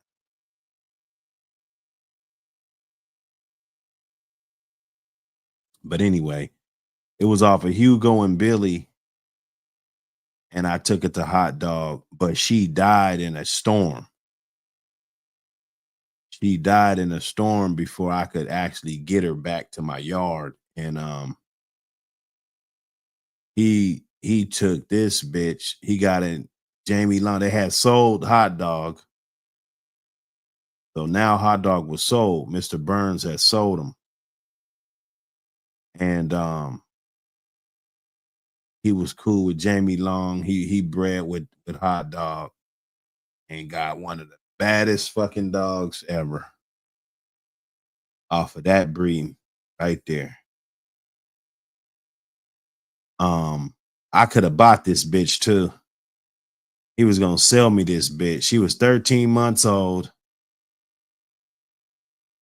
He was gonna sell me her ass, and then because he was like the 357 bitch. And then as soon as Macho Buck started doing whatever he was doing, then of course, well, actually the bitch she actually turned out to be a good dog too. So yeah, motherfucker ain't selling her now, Salute to the old times. Old times. Always good times. Yeah, Hot Dog was a motherfucker, man. I had one off of his sister, so I had one off of Tom Jack and Hattie Call. So you could say I had a litter mate to this Burns whatever dog. Z38 dog. I had a litter mate to this. His name was Spreewell. If you see the Grand Champion yellow, all in there, the Rojo Wiggles, all that. Even this is Yellow's brother. So this is just Grand Champion Yellow all the way down, Wiggles too, Ruby too and shit, Gladys, all of this shit, Burns, Stumpy. I mean, bruh, somebody stole this little fucker from me. His name was Spreewell. It was back when the spree wells was out. You know, motherfuckers was riding spree wells and shit. They say birthday 2002. I had one off of this same litter. You know, I wonder what they did with this dog, man. Burns Homer. See, they breeding that shit right. Cruz, Rocky, Burns. You know what I'm saying? This dog right here. If they continued it, that would have been nice. See, then they went off the deep end with the Drigger shit. And I'm not trying to cap, but if you didn't keep it going, or at least cross that with the shit Pit Island been doing, or something to keep that line going, that would have been nice. Because I know those dogs were good dogs. I know those dogs were good dogs. Let me see, Burns Buddy. This Lockjaw, maybe they did something good with it that could bring us current. This was some good dogs, Buddy. Probably I would guess that, you know, this is all Red Boy Jocko type of shit. Okay, so yeah, nah, see, this would be tight as fuck. I love some of this because it's all for some of the old shit that I used to have. You know, that sometimes that matters to people when you're looking for a dog.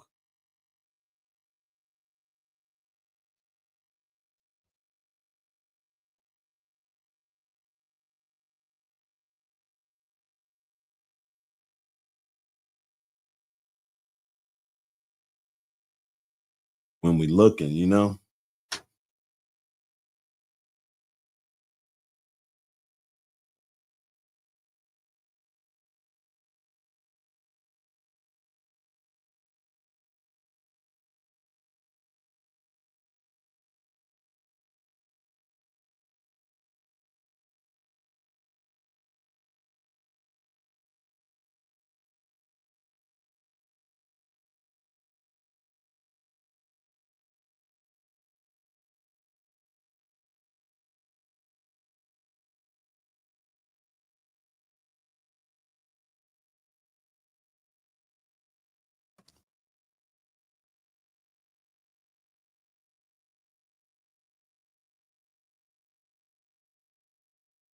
Go for it.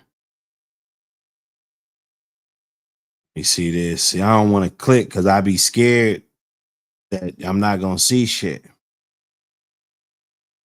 They said didn't make the cut on that. You know, you're not gonna see it. You know, and then basically the history and the life of this shit is, you know, people gonna fuck dogs off.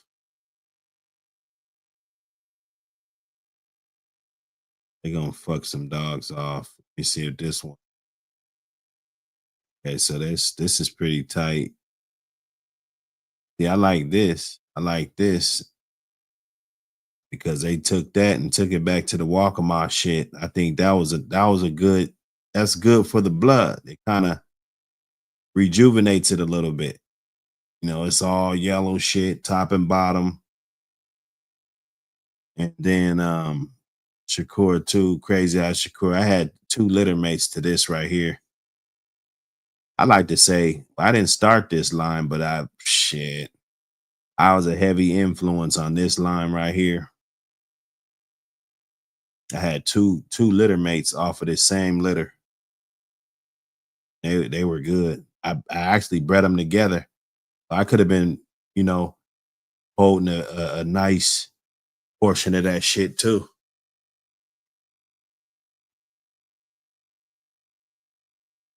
That was a crucial litter right there.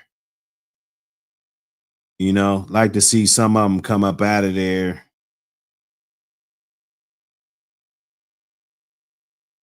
See what this is. Okay.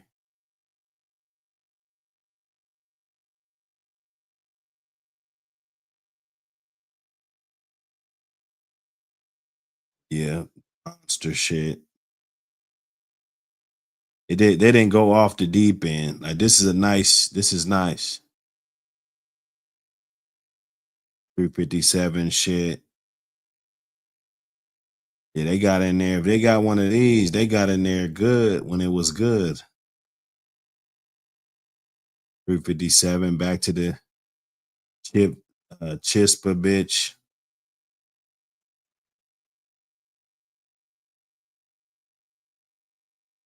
That's a good one. That's a good one. Hey, man, salute everybody.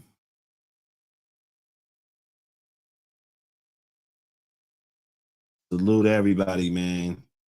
Get that magazine. Get that mag.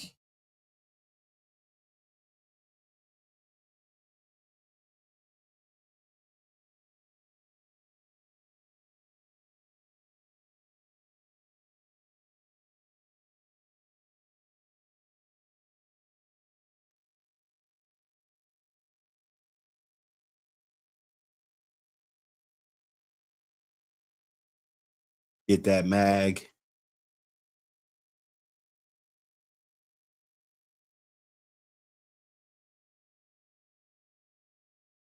CM Maverick, what up? Wilson Harvey, what up?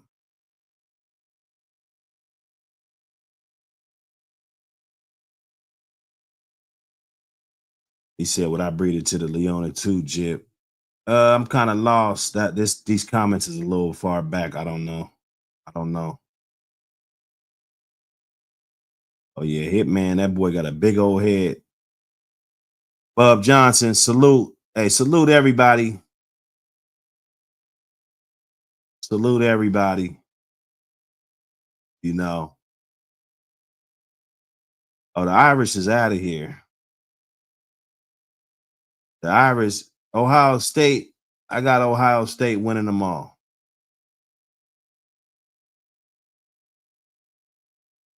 Is the Buckham shit good? No comment. I like the way he's bred. I like the way he's bred.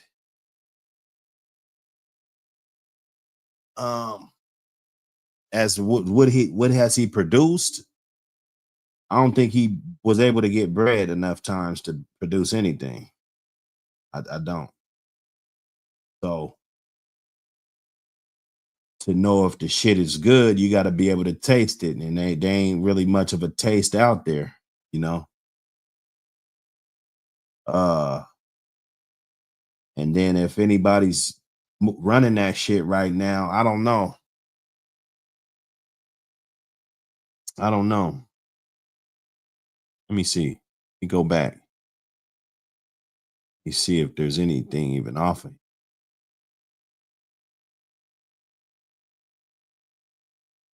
We were searching. That's just a breeding. I don't know. I mean, there's only a couple dogs here. It's off this one breeding, you know, and it's a real good breeding. They buck him back, basically buck him back to his littermate sister, and it looks like they got some pups off of that litter, but two of them that don't have no offspring. Three of them that don't have no offspring. I don't see no offspring.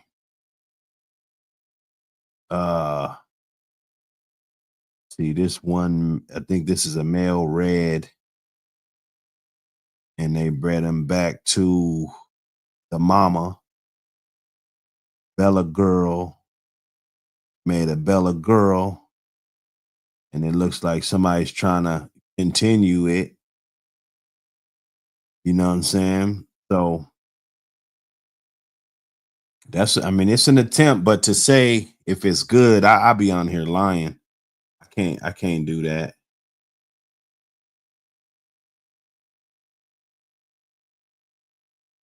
Okay, so that breeding, I like the breeding. Like I said, I would give it a shot. I like the Mika back to Buckham. Yeah, I like that. I like that breed.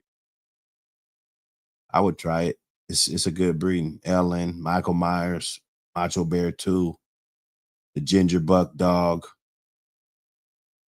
Yeah, I would. I would fuck with it. We'll fuck with it. Get that magazine. Get that magazine.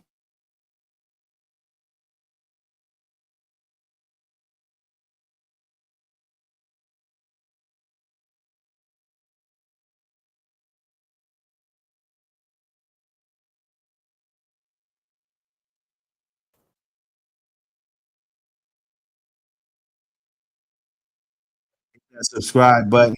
You made it this far and you enjoy the content. So that's the psyche of mammals, you know. On any given day, something could go south. And on any given day, someone you didn't think too much of could show heart until they die, man. Or look like they would take it, they would just will not quit. So it could go either way. It's just you gotta look at the circumstances and understand that it happens. And I don't base those. Even Duran, my favorite fighter, quit against Leonard. So I look at fighters their whole career. What did they accomplish? What did they do? At what age are they quitting, or under what circumstances? Could be you just too young. You don't have the mental stability to understand that. Could be you're too old and worn out. But in between that, in other fights, then they didn't quit, man. Taking all kinds of punishment, tired, can't even hardly stand up. Thinking about quitting, but they don't. They still don't. That happened with Bazooka Limon against Bobby Chacon. He wanted to quit. You could see it. And he's telling his corner that. And they tell him to go out, and he goes out and he don't quit. He finishes the fight. So I'm not too hard on situations or people or dogs or whatever when they're in that situation where they make whatever decision they make. I understand it. Right. It's easy to say, you know, this guy's that or this guy. You ain't done it. You ain't gone through that. Easy to criticize. Put yourself in that situation. What would you do? Most people wouldn't care, though. Most people, like nowadays, I notice a lot of people, they kind of micromanage what everybody's doing. But back in the day, I mean, they might talk a little bit of shit. Maybe if you breed a young dog, or maybe do something goofy, or you bred to a cur or something, you know, they might give you a little shit. But for the most part, they didn't really care. Nobody really cared. That's your program. You know what I'm saying? True. It's supposed to be built off that. You know what I'm saying? You build your program and see how it compares to the next guy's program. You know what I'm saying? So, I mean, if you want to do stupid practices and different things that probably gonna end up in a yard full of crap where you don't know what went wrong, then you do it that way. But if you want to do it this way, I mean, you know, and either way, the result is not guaranteed. You know, either way you go, you know, you might try to do a bad breeding on purpose. Just let me breed these two. I hate these two dogs, you know. Nobody does that, but and then you know, them damn dogs be better than everything on your fucking yard, you know. Right. Not so much that, but something that they don't think is going to work out, or some dog they didn't think they would throw it. They do. Right. Or a breeding they're not too high on, and it ends up being real good. Mm-hmm. You know, or accidental, some bullshit happened and it works out. Yeah.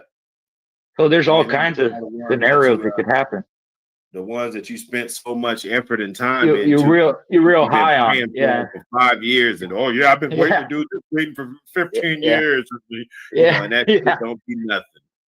Don't do nothing. And not a one is worth a grain of salt in that litter.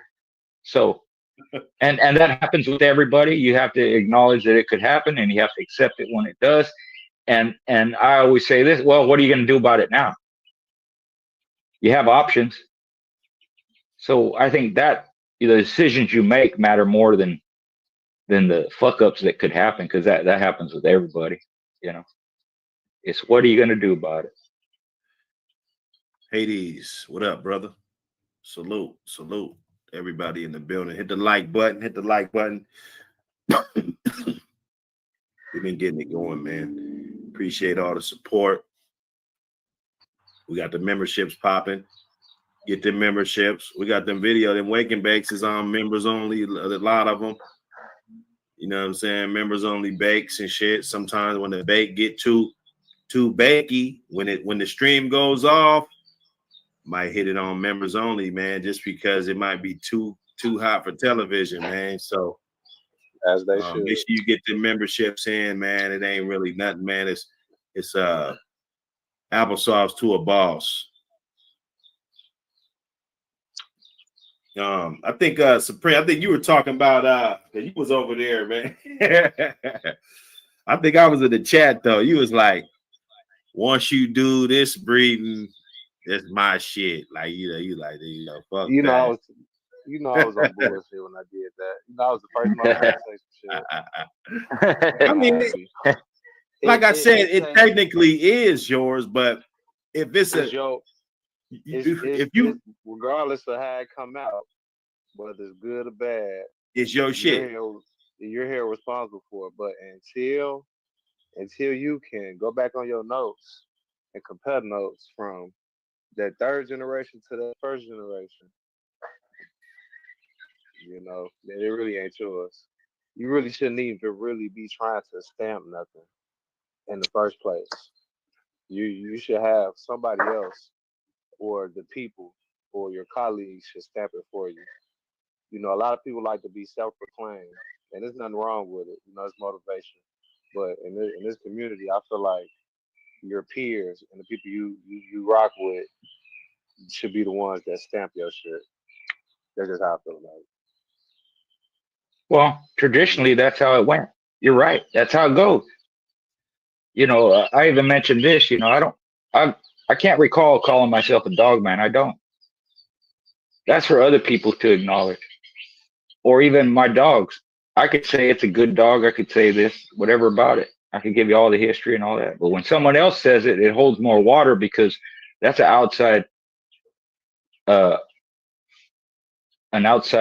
comment and observation by someone else who's not you. It's someone who's not biased, especially if it's a competitor, or someone that never bought a dog from you. You never gave nothing to. They just admire your dog, or they admire the way you do things. Sometimes your own circle, they're your biggest critics. And one time we were in Mexico, I was at a show in Mexico that my friend had 3 dogs entered, and there was a bunch of young people around. So they wanted him to give them some tips on handling. So he gets in there and he talking this and that. The best compliment he gave me is he kind of looked, he was talking to these kids, he's looking at them, he kind of pointed at me and he goes, yeah, in his day, he was a pretty good handler. That's about the best I'm going to get out of that fool. And he's my best friend, because they don't normally give it up that way, And when you get older, people tend to, because all that is in the past, so you can speak more freely. But when we were active during that time, that's one of the best compliments I get for my friend to tell me in front of these other people and say it to them that, yeah, he was a pretty good handler back in the day, Yeah. It just matters more to me anyways. Maybe other people don't give a shit, but to me, it matters when others acknowledge your accomplishments or what you do or what you say. Well, when the competition's so stiff, and then that day where you could maybe sit back and have a beer and appreciate the people that's around, that's always a good thing, Yeah. I was at old timers. I belong here. I belong here. You know what I'm saying? Right. That's a moment. Yeah. Right. I was at an old timers get together, and it was Jim Stinson and Leander Daigle, 2 old time guys. Stinson owned Art, and Dolomite Grand Champion Art, Champion Dolomite, Champion Tuffy, all these great dogs. The Daigles were known for having Dozer and Cajun Ike and this and that. So I brought up the old match between Daigle and Stinson involving Cajun Ike, who beat Stinson's Champion Tuffy, and also Stinson and them borrowed Woods Oso Negro, Rascal's brother. And the Daigles beat Oso Negro. So he beat Stinson back to back. So I brought it up, you know. And they didn't go at each other. They were talking like friends. Yeah, he beat me twice in a row, and then, you know, Stinson acknowledged it. But then the Daigles, Leander Kim will say, "Yeah, but you beat us too. Remember this dog and that dog you beat?" We went back and forth. So they became good friends, which is different when they were competitors. They wanted to win, you know, and it was embarrassing, I'm sure, at the time for Stinson to lose twice in a row to the same dog, using two top dogs. But over time, they became good friends and acknowledged each other's accomplishments.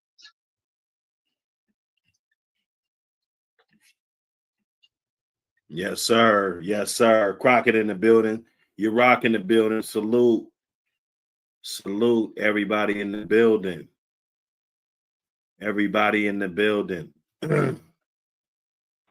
Hey, Buck, with the Yo. with what you had said about with competition being so stiff nowadays, and for me being that, you know, I'm only 34, I'll be 35 in a couple more months. With competition being so stiff, if I was to let a dog loose to someone, all I'm looking for is for someone to be like, yeah, I liked that dog. That's all I want. That's all I want. Just to start off. Just somebody tell me they like the dog. Oh, yeah, yeah, for sure. That's your job is done at that point. Fact. That's all you can expect. If they like them, shit, that's great. You know, and a lot of times if they don't, it's like, you know, if I know they're a responsible owner, because when you spend with me, you spend with the team, anything like that. My job is to get you a good dog. Now, if that takes a dog or two to see that happens, then that's fine. You know, everybody ain't gonna be like the 7/8s and the dirt rolls, and you know, that just get one dog. The first dog you get is just a great fucking dog. You know, that I admit I love when it happens, but I understand that it doesn't always happen. You know, so that's why the price is what it is. That's why it ain't cheap, because I might have to replace that motherfucker. You're buying more than just that puppy right there. You're buying a good dog. He's supposed to turn out to be a good dog. If that bitch prolapses or something like that, you didn't buy that, but that comes along with the game. And 95% of the breeders will tell you you on your own, because that's a non-predictable thing. But I know you did the right thing. You didn't dog the bitch out. You gave her the right aid that she needed. Hey, bro, I got this other litter. It's kind of similar. I'll let you know when they're ready. Send a transporter. You know, we'll work that thing out, bro. You know what I'm saying? That's what comes along with it. You know, so when a man put a price on something, you might want to ask what comes along with that price instead of arguing about the price. You know, and what would you pay for a good dog? 5,000, 10,000? Right, I would. that's a jewel. Hey, that was, You know, dropped the jewel. Yep, that's good advice. Perfect. hey, man. No, Hey, people don't one normally thing think of that, but now because you said it, they might. That's something to bring up. listen, Yeah, that's good. one thing I can say about this channel, because I wasn't rocking with it before he took his hiatus. But one thing I can say about this channel that I haven't gotten from any other channel is you learn the economical standpoint of this game. You really don't get that. You get the knowledge of how to take care of the dog, but when it comes to an economical standpoint, you only get that at this channel, man. For real. Hey, Dropping you jewels. know, we're gonna just deliver, you know. Fuck it. I'm glad y'all can soak it up, but I'm just talking, really. You know, this is my everyday conversation. You know what I'm saying? But nah, if you could soak it up, man, go ahead. Cause I'm not hiding the shit. I could just hide. I guess I could hide the shit, you know, but nah, man, it ain't gonna do me no good. You know, there's enough out here for everybody, you know.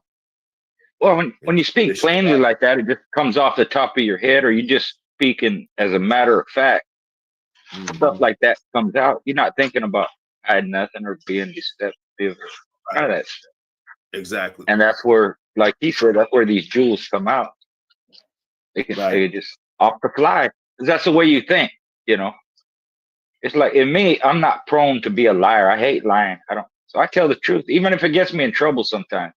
Oh well, I'll deal with it, you know, with my wife or my mom or whoever it is, you know. I just hate lying, man.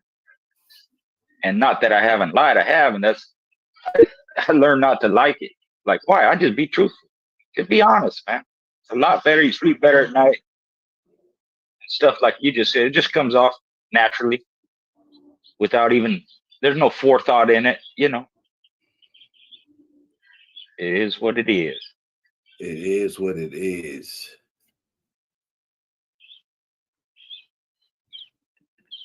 I seen hold up.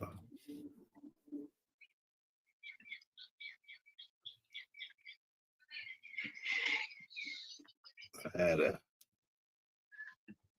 little video.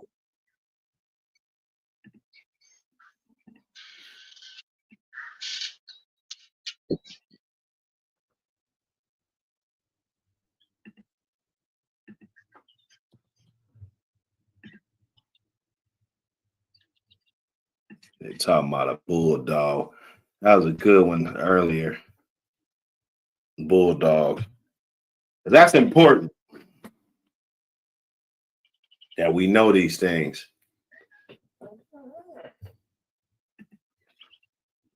And it does get thrown around like that a lot, but you know, that's all it is. That's all the terminology comes from.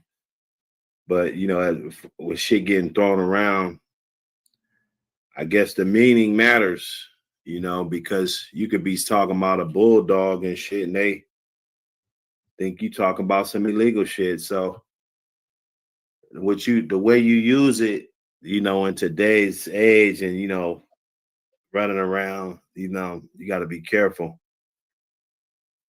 Let me see. I could probably put this up here. That shit is my video. They had this Richard Stratton little clip I saw.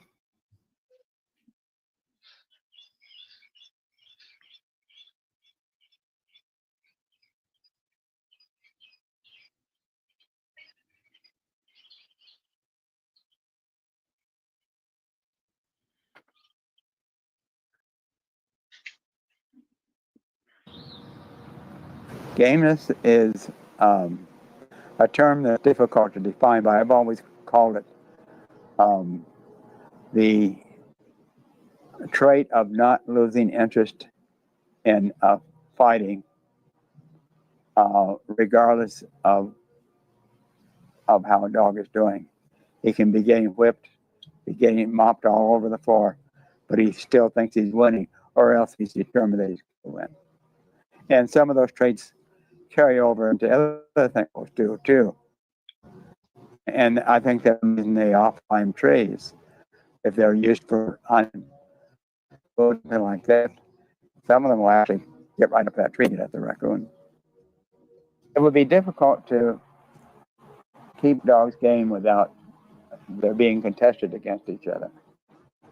And I suspect that there may never come a time used in that way in some place, because they've cracked down with felony laws in this country, and it's still on in this country probably more than ever. And it is spread throughout the world and is extremely popular in all regions of the world where the dogs weren't known before, just like here. So it's hard to believe that it would ever disappear completely. And to me, that's not a completely bad thing, because I'd like to see the breed maintain its integrity and to stay around. And the good game dogs are not mean toward people. Very rarely do you get a game one that is going to be aggressive toward people. Okay. Okay.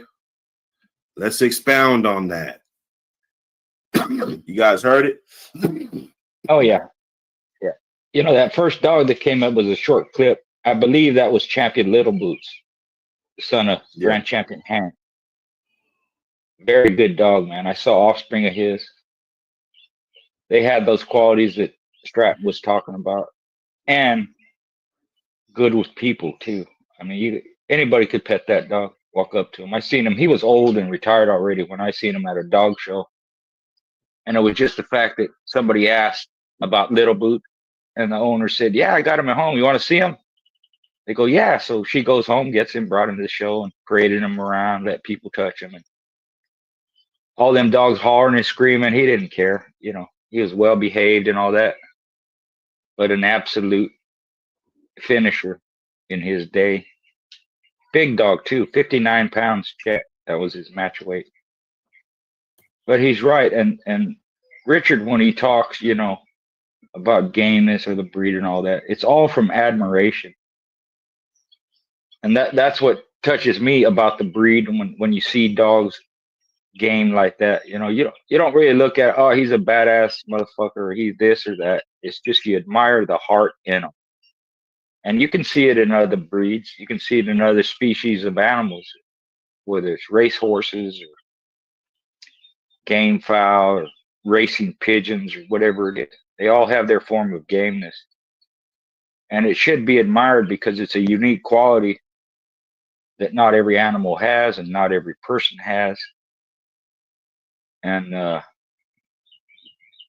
like him, in some form or fashion, it should be preserved.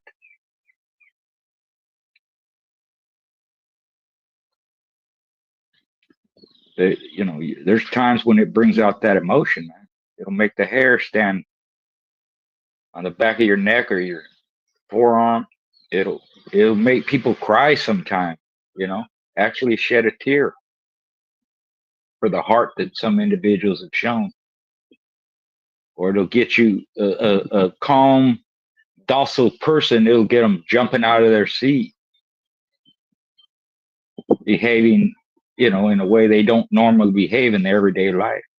It brings out that emotion, and it comes from that admiration and respect you have for the breed. Jules. Sir.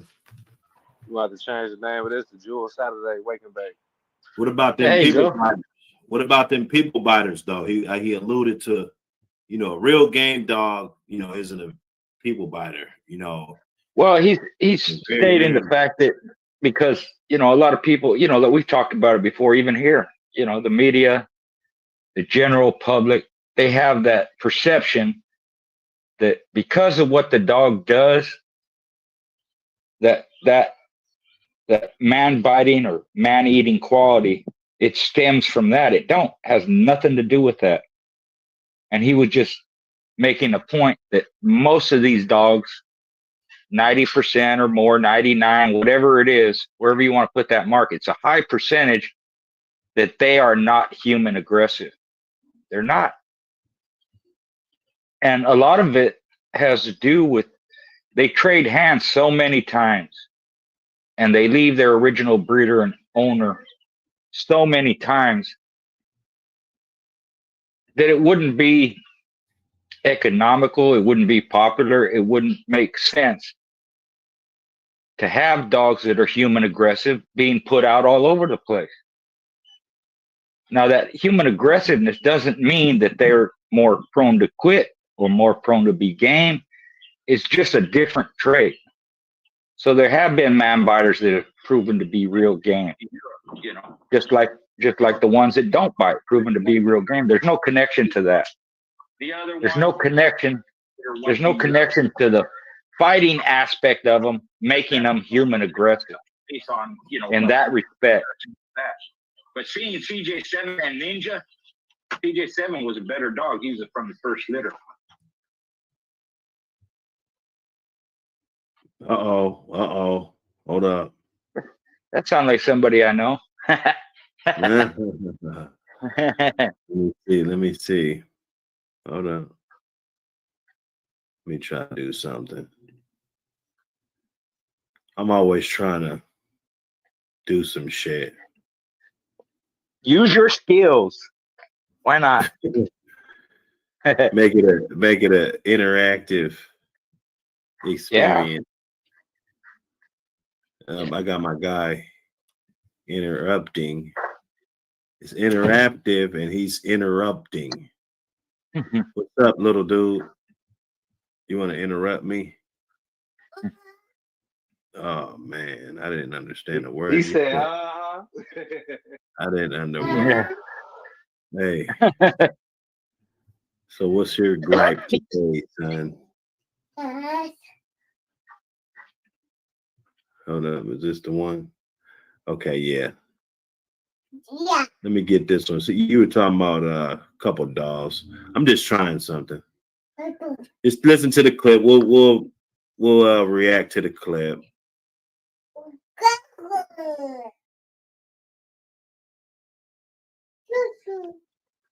One litter went to Europe. He won. The other one from the second litter went to Europe. He quit. So that's the thing I have to base on, a comparison with that. But seeing CJ7 and Ninja, CJ7 was a better dog. He's from the first, not seeing Renegade, but seeing the competition Renegade went into compared to the second litter was better than the second litter. So it could be minute. It could be, there, like I said, there's a lot of different factors. But if you keep them all, then you know yourself what the difference would be at least, Let's let Angel Diaz get in there.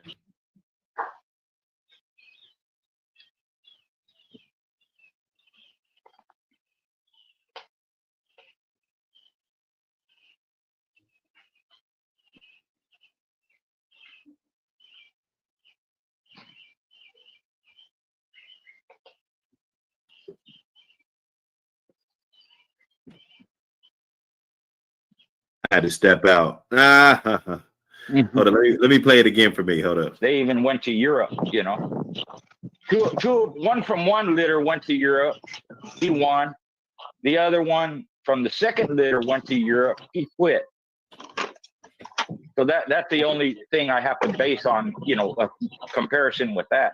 But seeing CJ7 and Ninja, CJ7 was a better dog. He's from the first litter. Not seeing Renegade, but seeing the competition Renegade went into compared to the second litter was better than the second litter. So it could be minute. It could be, there. Like I said, there's a lot of factors. But if you keep them all, then you know yourself what the difference would be at least, Let's let Angel Diaz get in there. Yeah, I think we were talking about the variations between the qualities in different litters. If I'm not mistaken, that's what we was cooking on. That was the comparing repeat breedings, first litter to the second litter. Exactly. And there's not enough information to say, except maybe individually, a person doing it. Is the first litter better? Is the first litter better than the second litter? Are they the same? Or is the second litter better than the first litter? Right. And in a couple of three scenarios that I knew of, that one being Jeep to Dottie, which produced first litter produced that CJ7, second produced Champion Ninja. And then even in my own female, Miss Rowdy, bred to Ninja, the first litters in those two were better, at least. Right. So that, it just, like I said, there's not enough data to say which one. And it could be, even that you breed them together, it works. You breed them a second time, that litter don't work. just genetics play that way, and there's so much to it, and so many different factors that are involved.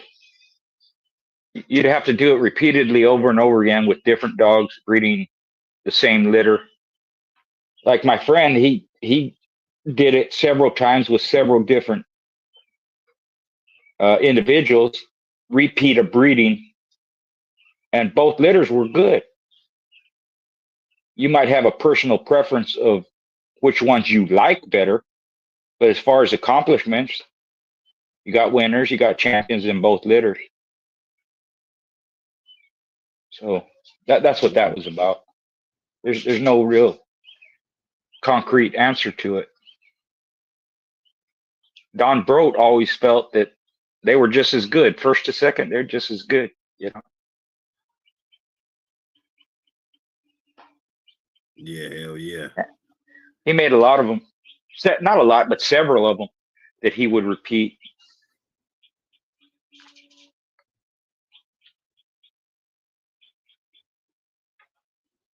Let me see this one.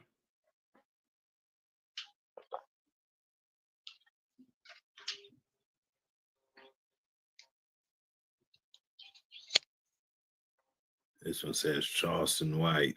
How's that on here? Yeah, Somebody must have been talking about Charleston White. That's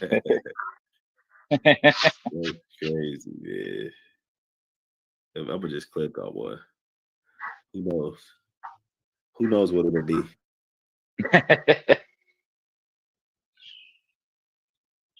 Everybody in the chat, salute. I appreciate the support. You know, this is going to be the end of the fuck nigga movement. This is going to be the first day of the end of the fuck nigga movement. So we gonna stamp this one official tonight, for real, because I'm on one now. I'm pushing content out like a motherfucker on you. Buck, you got anything to say before I end this joint? Hey man, salute to everybody that came through. Shit, none of this shit is intended for, nor should you be using it towards any illegal purpose or activities. If you is using it for that, you probably a supporter of cops, motherfucker. Oh man, it's just it's too much, man. The Never know ultimate what it's gonna MC. be, man. Shit. Yeah. Let me get that out of there, man. Yeah. We're trying to keep it, you know. Yeah. You're gonna have to go through them and mark them down, title them or something, so you know. Yeah. I got a bunch of them. I got a shitload of them. So I'm gonna figure out how to, you know, what I'm gonna put. I could only imagine what the caption's gonna be for that video. Well, actually, it wasn't that bad. It was saying something. I forgot. It wasn't that bad, actually. Yeah. I mean, that was PG-13 in my eyes. Nowadays, yeah. Yeah. Oh yeah, nowadays for sure. Back in the day, you wouldn't really see too much of nothing on TV, you know. You don't see nothing. Nowadays, you see everything, you know. Yeah. But some things back in the day, you couldn't do it today, you know. They said the N-word back in the day on several comedy shows. Oh wow. Yeah. Watch what was Red Fox in? Sanford and Son? Yeah. Watch that. Yeah. Look at the Saturday Night Live between Chevy Chase and Richard Pryor. Yeah. Couldn't get away with it now. And rightly so. You shouldn't. They just smoke cigarettes on TV too, though. You know. Remember the commercials? Men and women, even during the shows. You know. They got rid of that camel. You know, remember they had the camel? Yeah. Right. They got rid of advertisements. Yeah, advertisements for Marlboro, all kinds of stuff. And then you couldn't show the name brand of items. They didn't understand they wanted the copyright. You couldn't show Coca-Cola or something like that. It'd be a different name on it, or they turned the bottle around where you couldn't see it. And the companies didn't understand the advertising power that had. Even though that particular show didn't advertise that product, they learn that that don't matter. Show the product. Somebody's going to buy it. It's free advertisement. That's what they didn't understand. You're getting free fucking advertisement and you don't want to take advantage of it. That changed.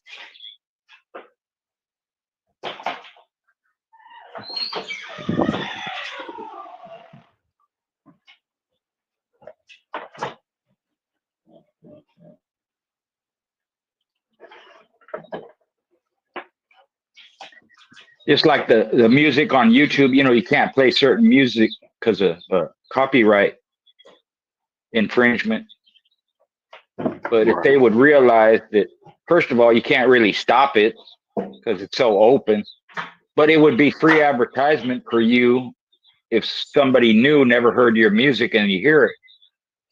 And that's what's happening with these people that are, you know, they play the music and that they never heard, you know, and they comment on it and all that.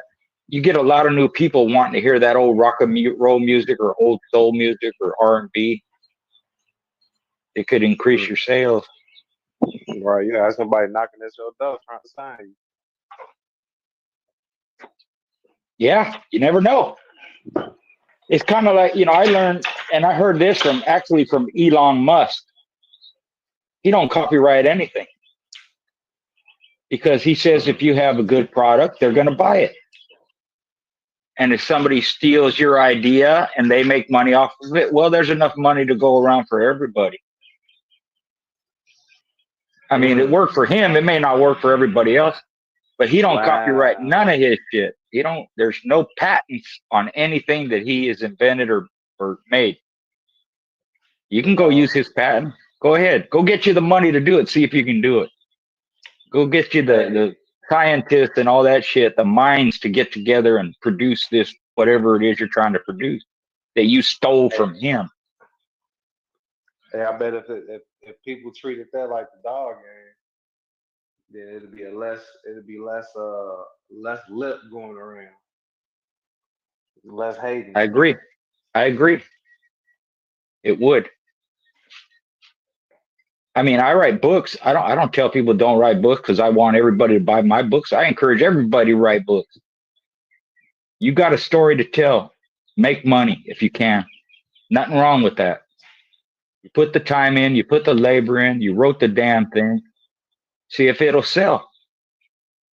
And that's how they used to do it in the music industry back in the day. It wasn't these hippies and youngsters putting out the music. It was a bunch of old dudes that Frank Zappa talked about this. A bunch of old dudes that said, hey, record it. Maybe we'll sell some, you know, whatever it is. All kinds of different kinds of music. If it's old, it's old. If it didn't, okay. Then you have these youngsters coming in and they're telling you what to buy. They're only allowing certain music out there and from certain artists and a certain type. And then you have all these other people that have their own ideas and different kinds of music. You never hear it because it's not published. So them old farts knew something. You're going to make money. You might lose some money here. You might make money on something you lost originally, make it on the back end later on or down the road. Or a product doesn't sell that good, but over time it sells. And I see that in my own, you know, when I sell stuff. A lot of times the t-shirts don't sell that good, but over time I sell them all. It just takes longer. Some stuff I sell more than others, but eventually it all sells. Everything long term, just like in the dogs. You want to be a breeder, you want to learn how to condition. It's going to take time. You got to be patient. You got to put in the work. You got to stick with it. And eventually your work will show and others will acknowledge it.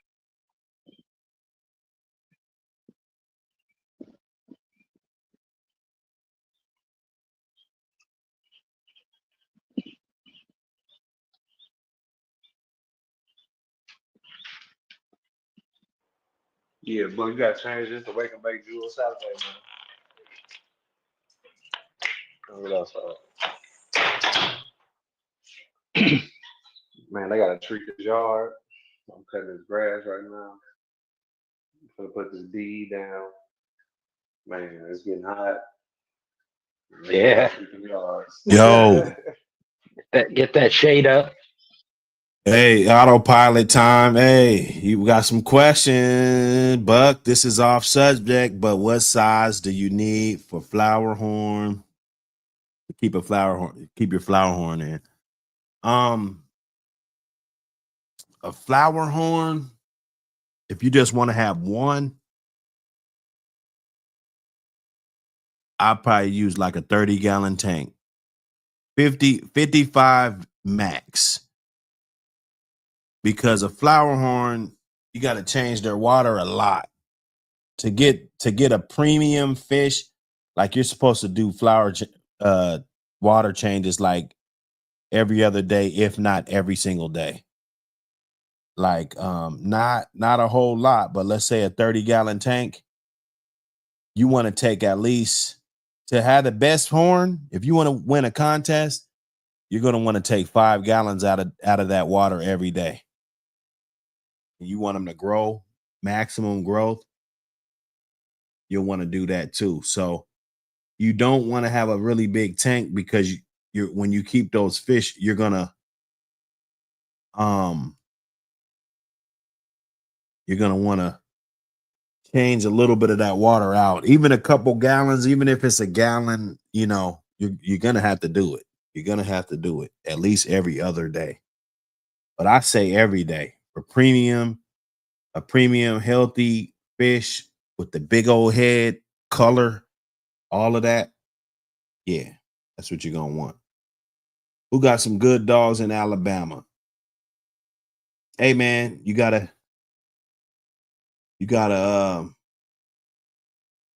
tap in, man. You gotta tap in. That's some of that off.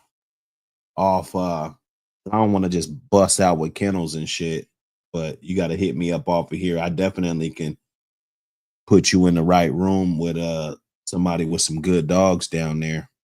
Hit me up, man. Only questions I'm not answering is illegal questions. If you got a good question, you hit me up, or you hit me on that email.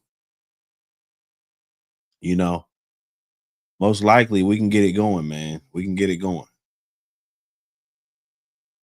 me see if there's any more questions up there. Autopilot time. Hit the like button, subscribe to the channel. Get that magazine. Get that mag.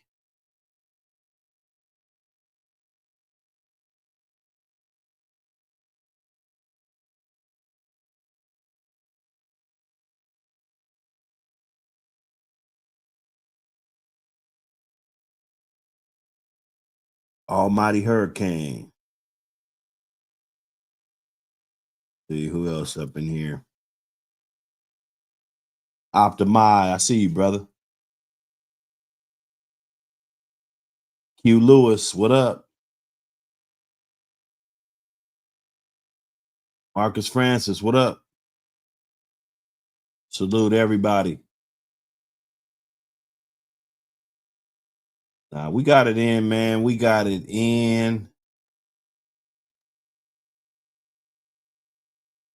He said, what type of substance did you use? You talking about for the flower horns? You might have to call in for that, because I got a lot of videos. I know a lot about them. But if I had a 30-gallon tank, I'm not going to put no rocks in my tank, bro. Flower horns love no rocks. And rocks trap germs and shit that's going to be hard to clean out of your tank. It's going to cause your fish to get sick. So those fish, like, you really got to be on your shit if you got one of those fish. My thing is probably to raise them up from really young. A little small fry. Maybe get like five really small fry, maybe 10. And then kind of let them weed themselves out, and they'll get used to the way you treat them and the way you do them. rather than you get one that's already showroom ready or just a young juvenile. But I wouldn't use no rocks, because when you're siphoning the debris out of there, the waste or whatever, you could see it when there's no rocks. You can see it over in the corner, or right up under the heater, or over in the back. It likes to all gather up right there, or that little whirlpool in the middle of the bottom of the tank, and you want to get in there with that siphon hose and siphon that up out of there into a bucket, and then you add the water back in. So that's basically what you're doing. I wouldn't use an above the ground filter or one of those underground filters. I wouldn't use any of that. I'll go get a sponge filter. You go use sponge filters with the air pump, the bubble maker pump, and you put it on that pretty good. It's going to build up its own biochemicals and stuff to where it can work as a filter. And man, go check out my shit though.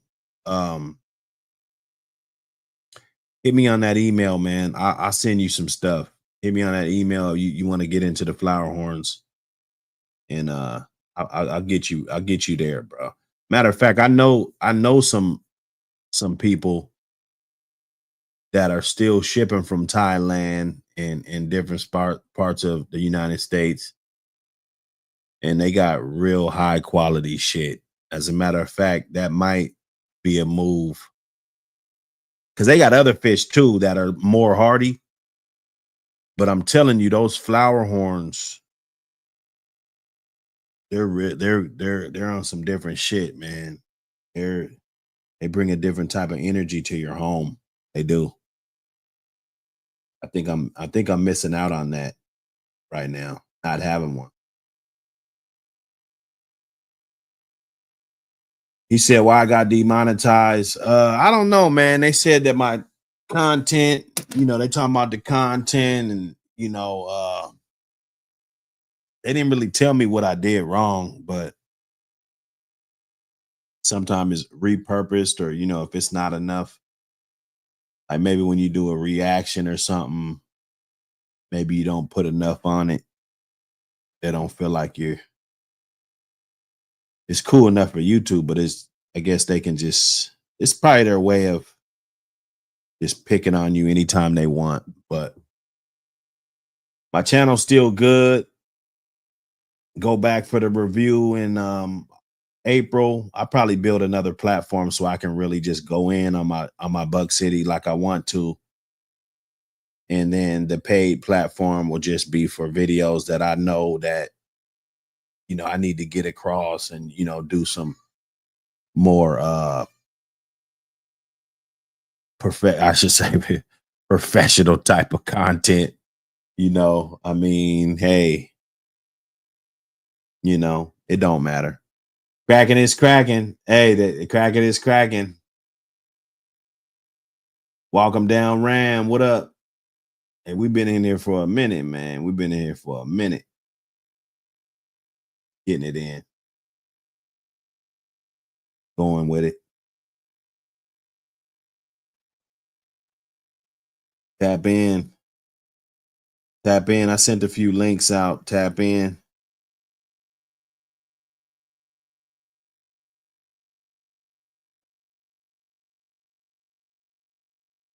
He said we had it lit on the Cousins podcast, huh?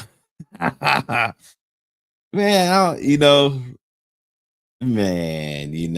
them guys, let me tell it, they bullshitting. I was ready the other day, but they moving around.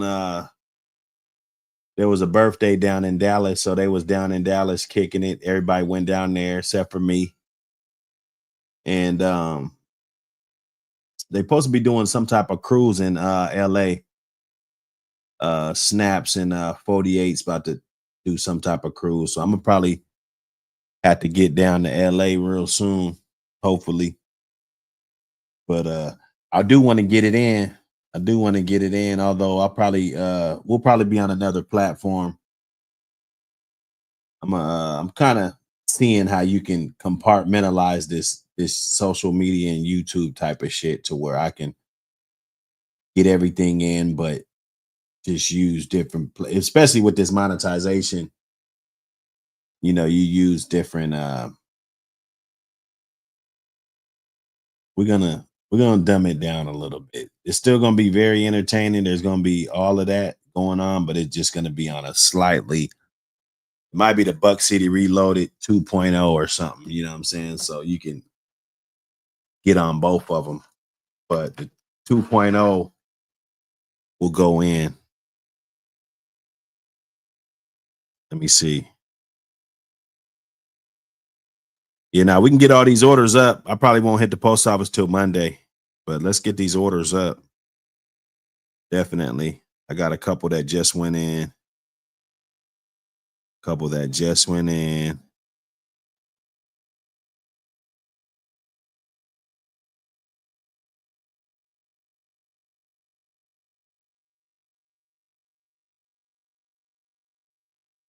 Let me see.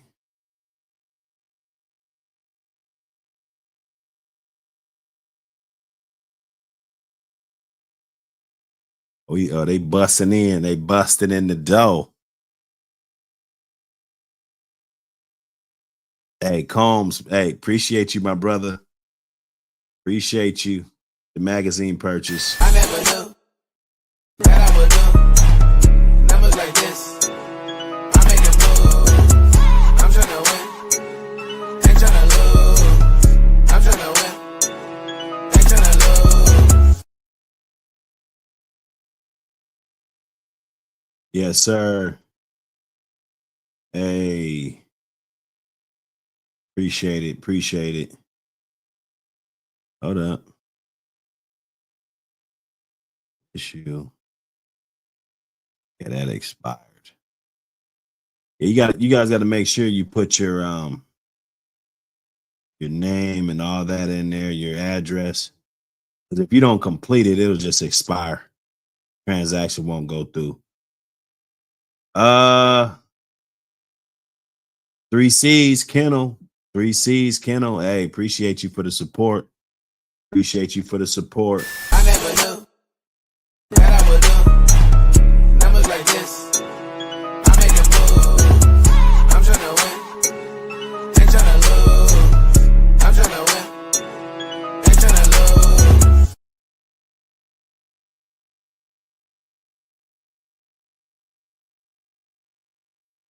Yes. Let's get it in. Get it in.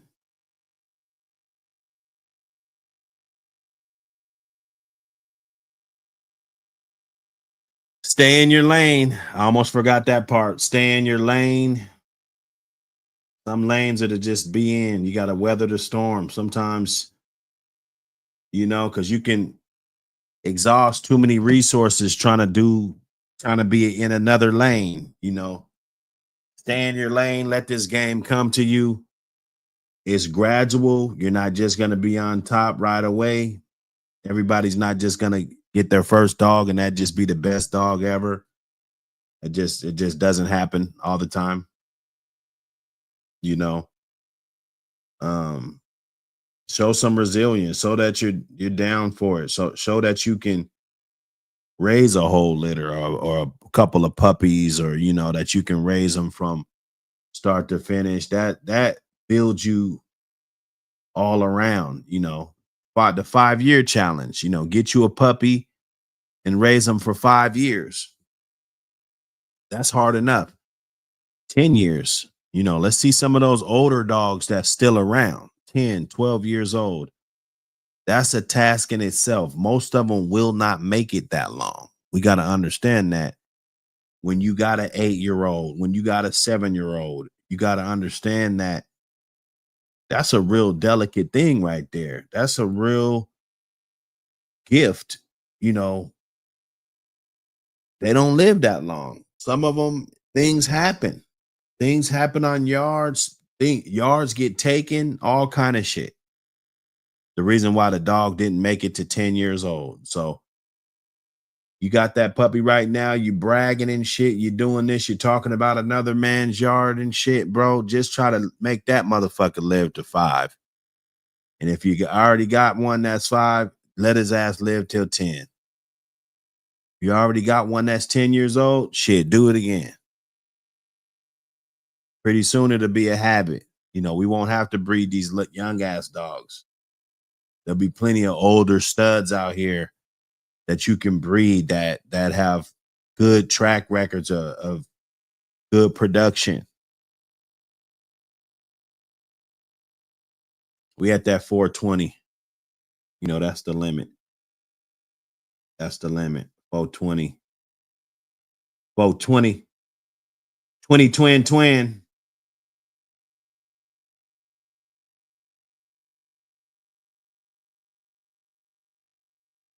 We out.